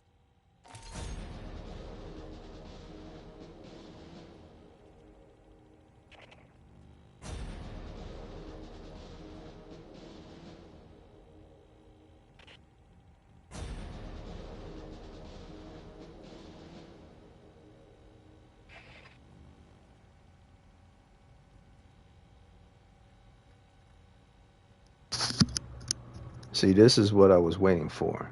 Recon loadout. It's the only one I really care about. The recon loadout. I had to go through the checkup for this entire game just to unlock the recon. And why? Because recon is the best in the entire damn game. Because he could basically He's like the stealth, or he could see stealth enemies through walls and other stuff and give some of the best buffs. Probably not the best, but very valuable towards stealthy enemies in the game. Recon is probably the second to best in the game. That's what I've been waiting for the whole time. As regards to the campaign, like I said, not much about the campaign from the beginning. So now I'm going to check out game modes. Or see. Okay, so this horde mode, I should have expected that. Most games have horde modes. Point defense, or defend the target, which is basically the same as what you did in the mission, but in the mission it was more like mobile defense, not full on stay at one place and then you extract. And then there's restock turrets. So it's basically a mode about how fast you can restock turret before you die. This seems like the mode that will probably piss you off the most, because you have to run to different turrets to restock them to keep doing the mission. These all seem like endless mission, which there probably are. And the only one that'll probably be interesting is the horde and possibly defense. I don't see restocking turns to be interesting whatsoever. But like I said, I knew from the very beginning what the modes were going to possibly be, and I'll be greatly surprised if it was something unique. So the only thing unique is restock turns, which is not enough to give the game another point from 6.3 to like a 6.4. And quick play is just basically quick play. You randomly choose a mission out of these 4 within the campaign. So I knew it from the beginning. I'm not going to give this game another point. I am going to give it percentage of a point for having extra modes in the game, 1, 2, 3, which is having extra map locations in the game. But are they really extra maps? No, there are sections of maps that are already in the game. The 12 maps that are already in game. So there are sections of that. So these are just basically developed coded windows that allow you to play at those specific areas that they set within the game. So that's 1, 2, 3. So that's, if I'm, my total score for this game is 6.3. So I would say 6.33 would be for this. 6.33. And then quick play would be 6.4. 6.3. 6.33. Or 6.34. 6.34. Which is still not enough to get it to 6.4. But if someone really wants to think about it to get it to 6.4, then I guess once you unlock these modes and you consider recon as well to be something that's very good, boom, there you have it, a 6.4 game in total from an overall standpoint of the game in entirety. But for me, from my personal point that I gave from myself, which was a 6.2, unlocking recon gets it to a 6.3, and the game modes that's here isn't enough to get it to past the 6.3 range. So like I said from the beginning, this was probably a 6.3 game in total, and then you could possibly consider it to a 6.4 based on the extras it gives to you. But I consider this a 6.3 game based on everything that's been unlocked, because report to your platoon leader. One, this character is completely useless. This character has done nothing since the beginning of the game, even before you unlock weapons and before you start to level up stuff. This person was just there. It's not like Herrera that gives you command. They just put this character in the game to be your commanding officer. But this commanding officer has done nothing other than every once in a while, at the completion of every campaign, 1, 2, 3, 4, at the completion of every campaign, they gave her something to say, extra to say. So this character is completely useless. No missions, no nothing, no present. Same as this character. This character is only here to give you a history lesson. So in a sense, this character is useful, more useful than this character. They did not need this commanding officer in this game whatsoever. That's another reason why I say this game is a 6.3. in total. There's no point to have that character in the game present whatsoever. There's no reason for him to be in the game either. Santos. You could have just had Herrera spoke all of Santos's line. He was pointless in the game. Guess we can't call you Boot no more, huh? We still out. I don't even want to hear what he has to say. His existence in the game is pointless. Herrera could have spoke all his lines, period. He did nothing. He didn't offer you any mission. I think he just offered you a reward based on completion of mission, but Herrera could have done that herself. Yeah, so there's nothing in this game. And then these characters, a lot of these characters in here, these NPC characters, they have done nothing. They were just present to be in the game to fill up space for the game. Same as these two characters. They did nothing in the game other than give you a history lesson of certain things. Which is kind of convoluted in a way, because you could have had one character in the game be a scientist and another character in the game be a historian. You don't need for two of them to be here whatsoever at all. So if you don't go have her, you could have just had him. Yeah. Aside from Esther, I think you're the one I've spent the most. Well, wait a pattern. So these characters was just placed in the game to like fill up this place, to fill up this location, to make it seem that there's more going on. So they split the dialogue between these characters. So there's nothing greater within this game. So the only characters NPC that had purpose in this game was SS Sergeant, Staff Sergeant Park, and then there's Staff Sergeant Herrera, and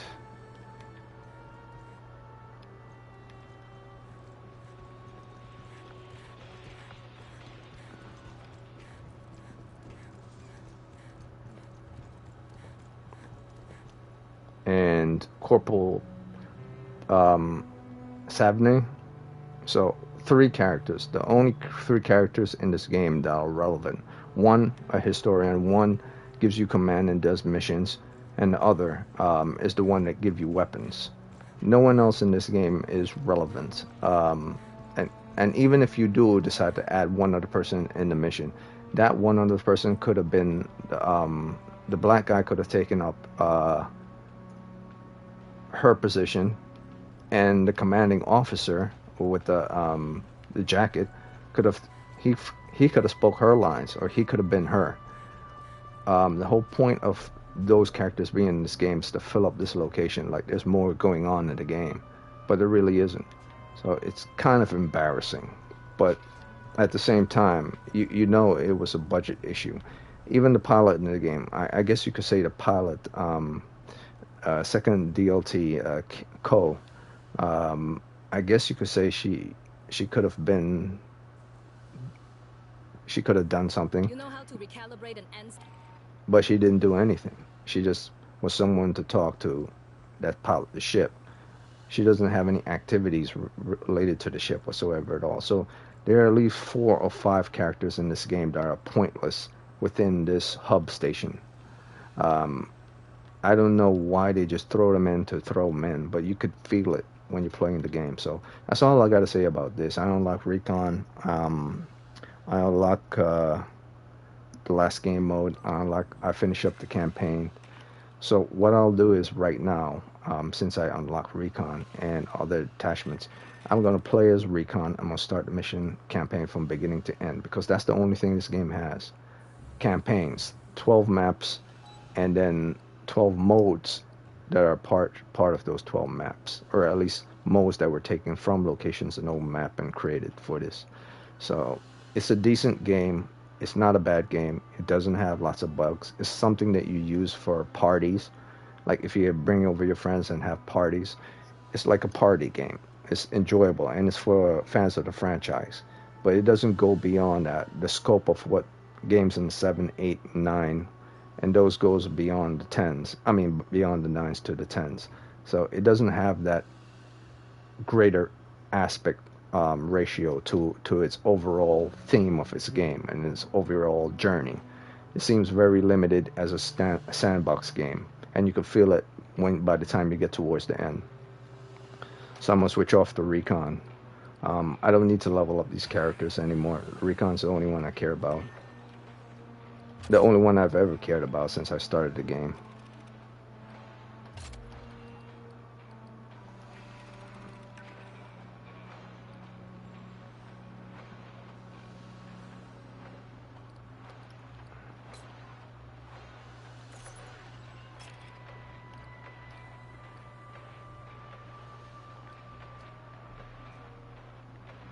Drone. Okay, so I need duration on the drone. That's the one I want.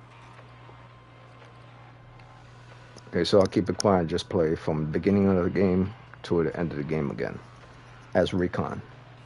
It shouldn't take me too long. If I breeze through it, I should be able to finish this, no problem.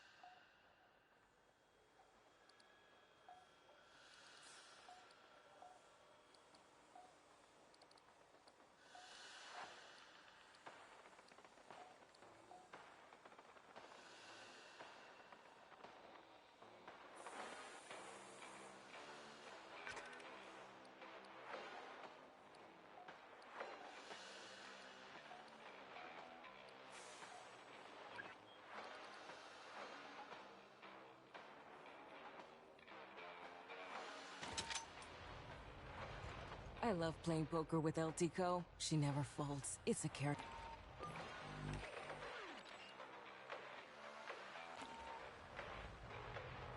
Knives and sharp sticks. Let's rack up the highest kill count in this whole damn battalion.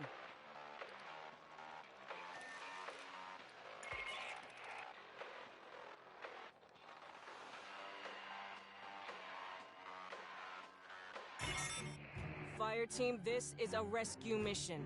You're boarding Katanga, a derelict orbital refinery. Ingress is via the forward airlock.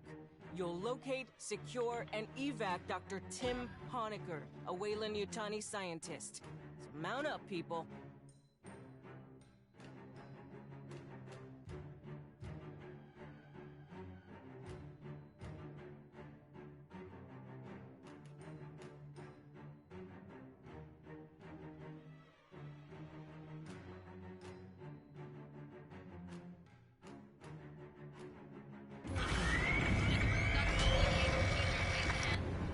The rest of you, toss them out the back.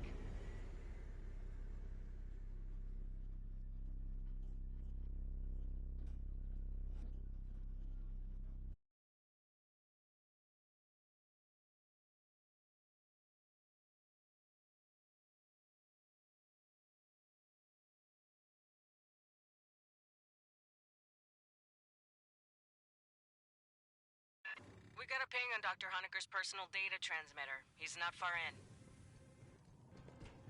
First, we need a deck plan. Pull one off a terminal and chlorine extraction.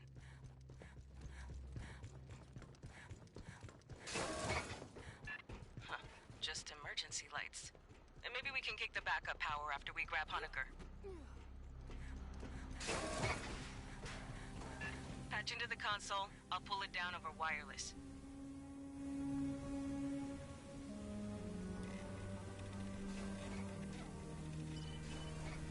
Give me a second. I got a deck plan. Backup generator is beyond Honecker's ping. We can kick it after we grab him. Our man should be in the junction ahead. Honecker, this is the Colonial Marines. You hearing me? Acid damage. Not encouraging. Continue your sweep.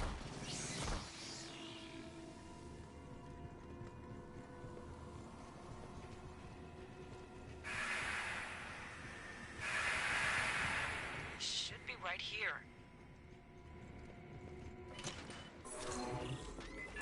High speed incoming. Get high.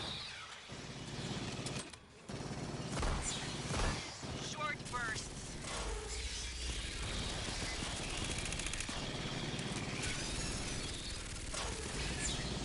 Way more than I expected.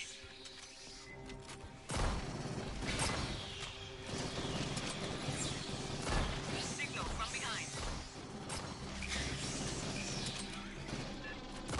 Too many.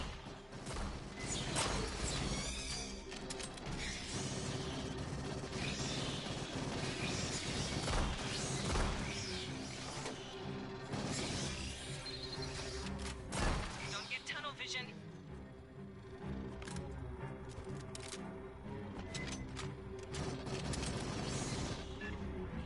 I didn't expect so many. Hey, on the deck, Honecker's PDT chip. He cut it out. But why?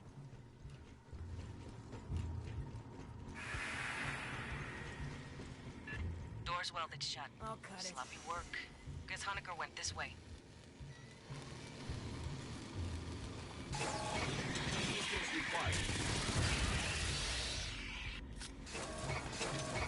Ambush.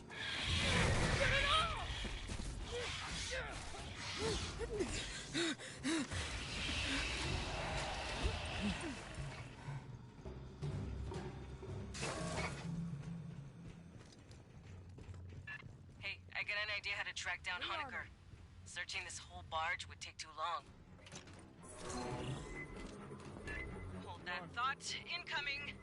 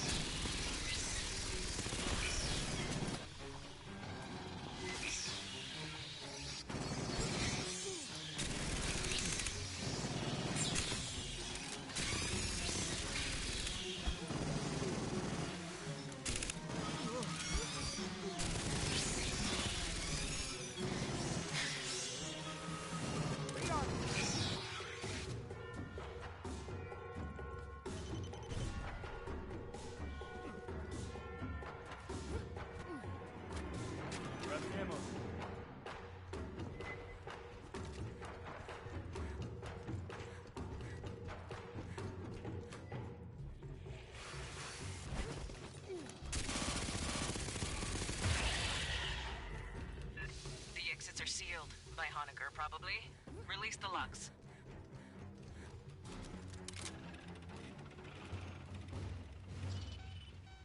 Anyway, I'm thinking we can track the doctor using station logs. There's a data line just starboard of your position.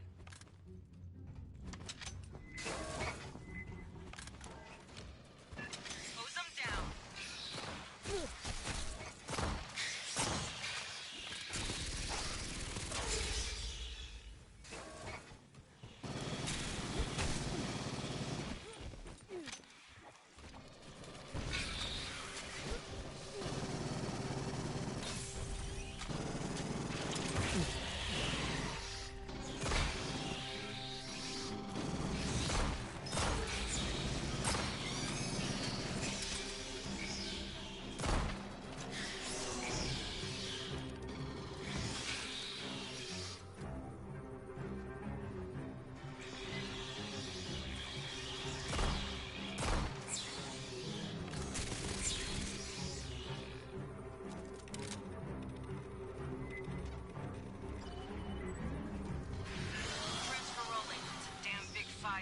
Hold the room. Get it off!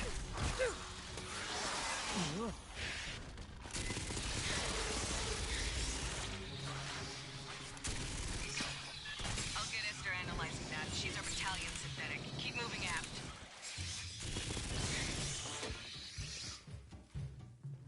Patching up.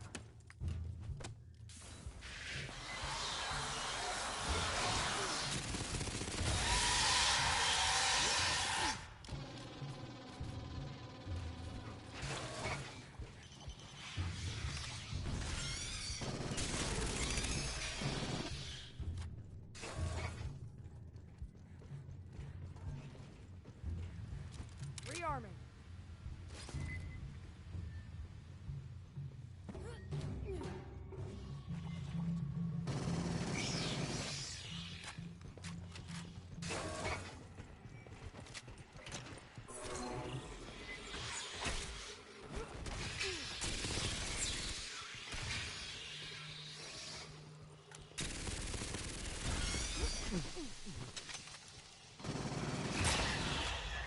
Never run into an acid-spitting morph. Where did these come from?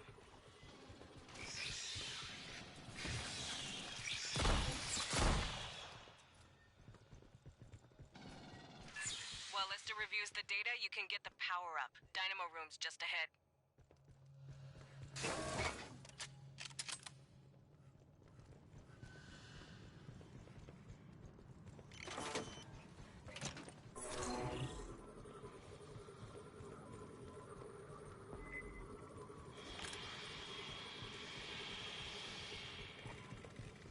Spinning this up is gonna make noise, vibration, heat, whatever bugs key off, they'll catch it. This thing's been idle a long while. It's gonna take time to... Movement!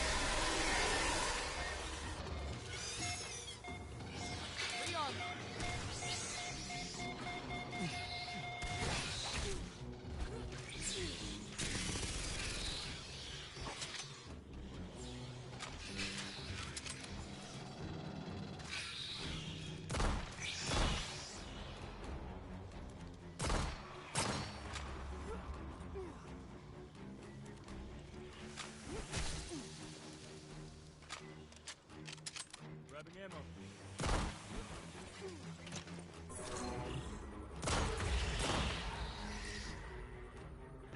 Nice. We'll send a follow-up engineering team to get that mess fixed proper. Grabbing ammo. Keep heading aft toward the Agents core. here.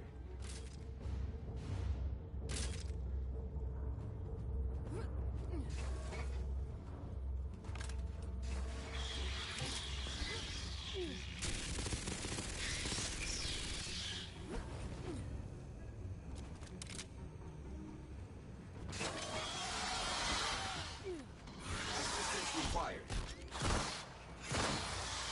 Bypassing damage.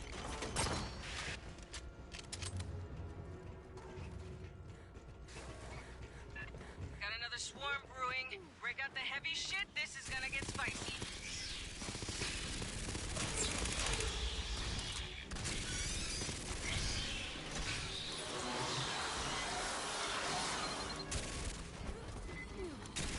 Assistance required.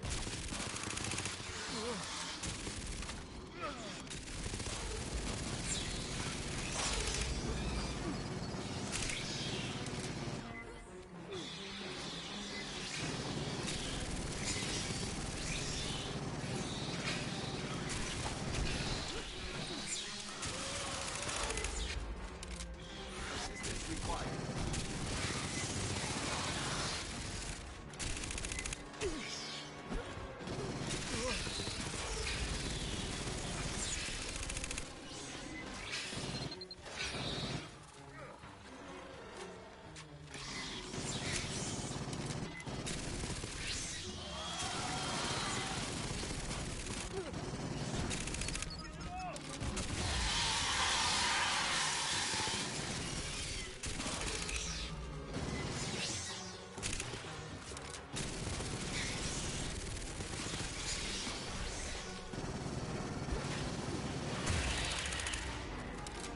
Pardon me. I have completed my analysis. 2 weeks ago, the mainframe on Deck 41 was accessed. Catching I up. believe by Dr. Honecker. Marines, head to the core lift. Big freight elevator goes all the way up the main tower.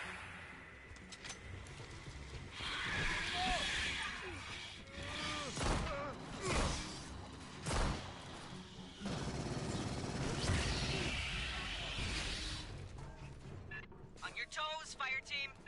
There, in the duct.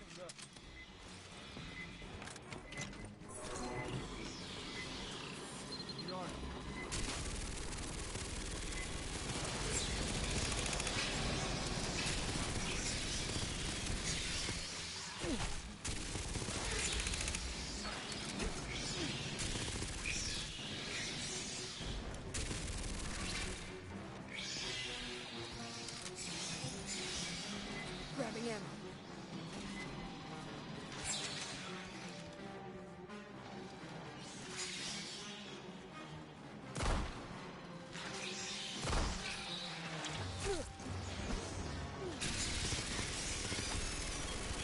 Bypassing damage.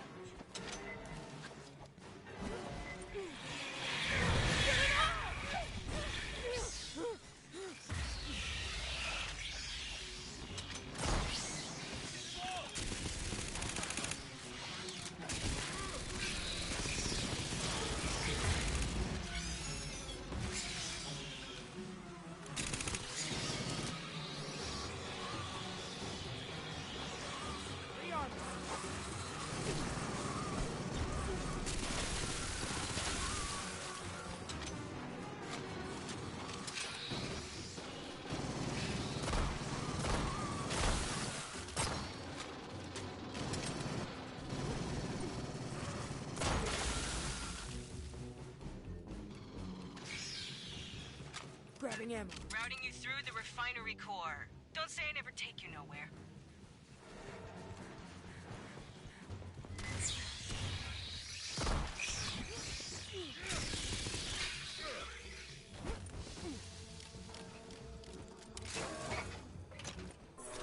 When we reach Honecker, we're gonna have to ID by his blood or by his teeth. I gotta pull Hear one. that?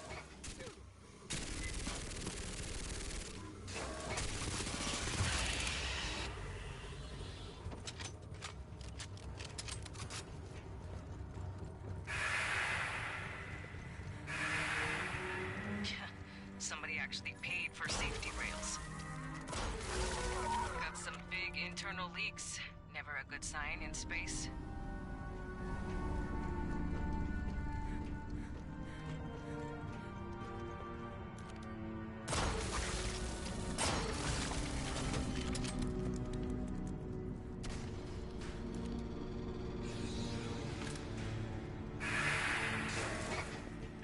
We don't find this guy alive, I'm gonna kill him.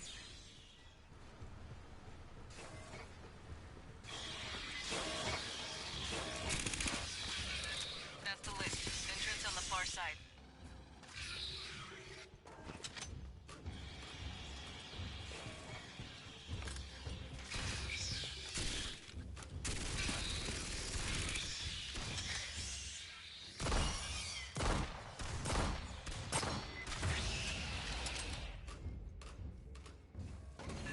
Nearly there. Same deal as the generator. Expect little friends to pop out all over when this turns on.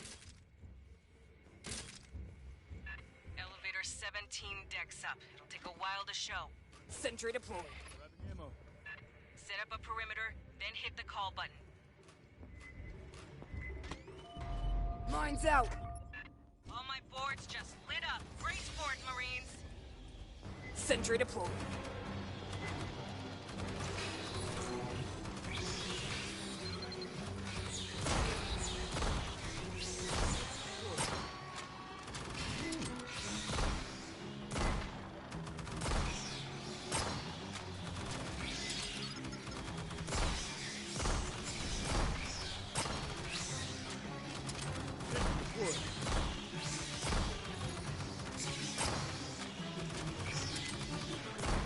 Incoming.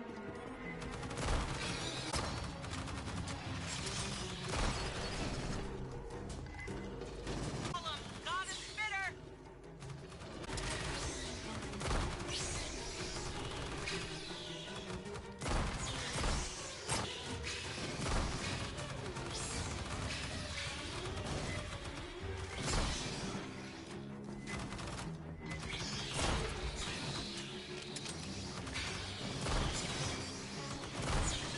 Right flank in the duct. Just another minute. You got this.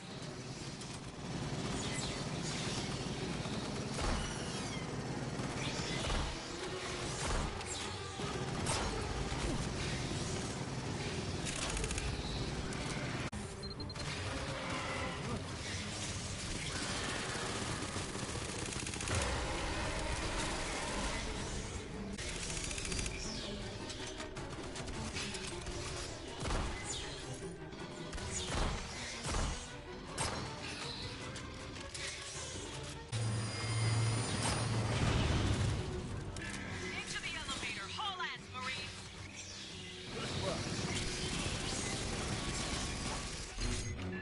Enjoy the ride, Marines. Next stop, Honecker. Or his corpse, whatever.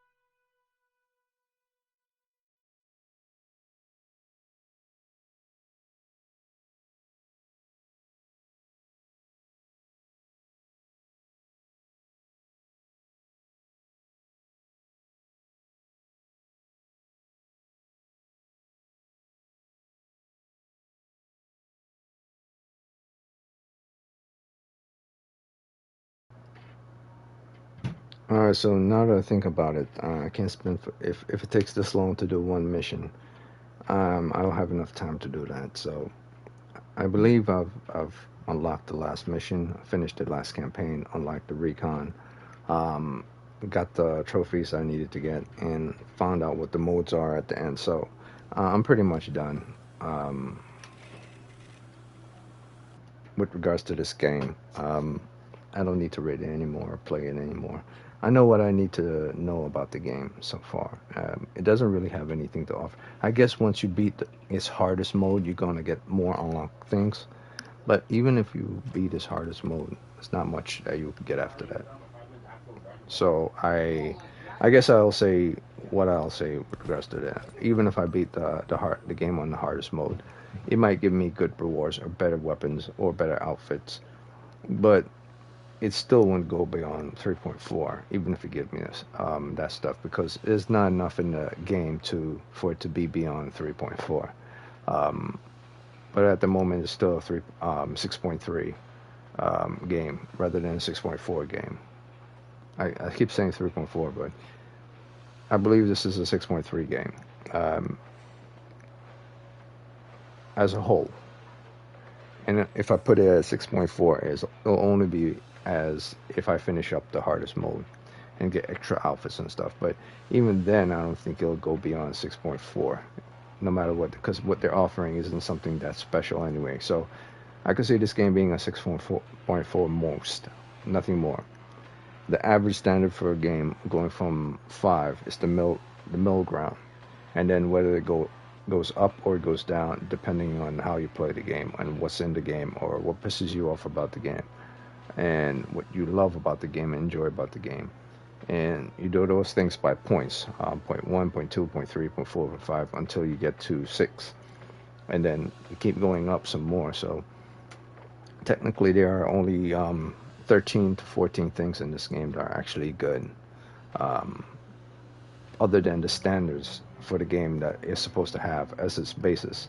So the 5 points that are given automatically are those for creating the game, and to see if all the things from the creation of the game, as in its 3D models and effects and coloring, all those things are in place. Those are the things that got it to 5. The extra things are those that goes beyond 5 after those foundations have been set in place. So it barely managed to go beyond 6 with regards to the things that are beyond its foundations. So if let's say, for instance, this company was to write a book, they would do a good job with the cover of the book, the cover art of the book, the contents of the book, the text of the book, the separation of paragraphs of the book, and the use of words in the book, as well as the overall set of story and characters in the book. But the characters wouldn't be appealing to the book, nor the story will be appealing, nor the journey will be appealing. So it would be a fine read of a book that you pick up once and you never pick up again. And maybe down the road you pick up again for research purposes. But that's where I feel this game lies between. This has a replay value of 2 and no more than 2. Anywhere from 0 to 2. That's why it's in a 6.3 range. I can't see, anyone replaying this multiple times over and over and over again. I think this only have replay value of 1, to be honest with you.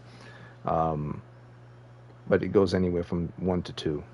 From 0 to 2 with replay value. So yeah, that's Aliens Fireteam Elite campaign. And yeah, I guess you could say the game modes will be, if you decide to pick Horde,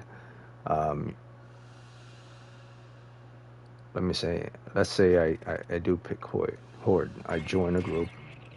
It'll just me doing the Horde.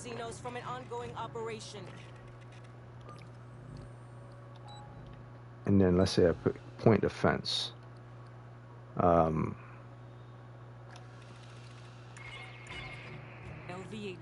is at its closest approach to the gap. It's just me doing a point defense.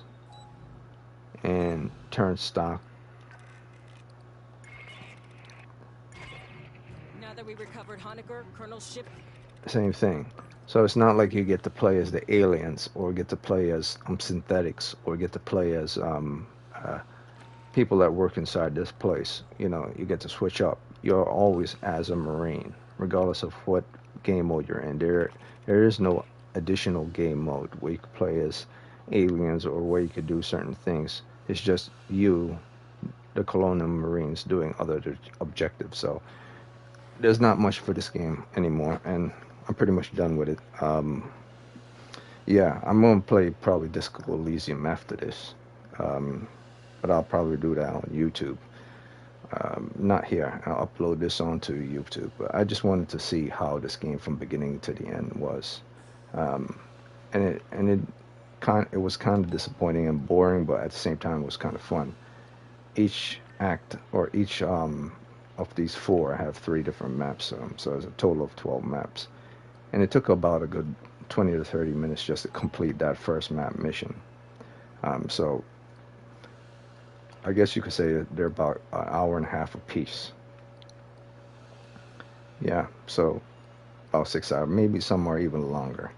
So let's say each of these locations as a total, all 3 maps together combined, will take you about 2 hours. So that's 2, 4, 6, 8.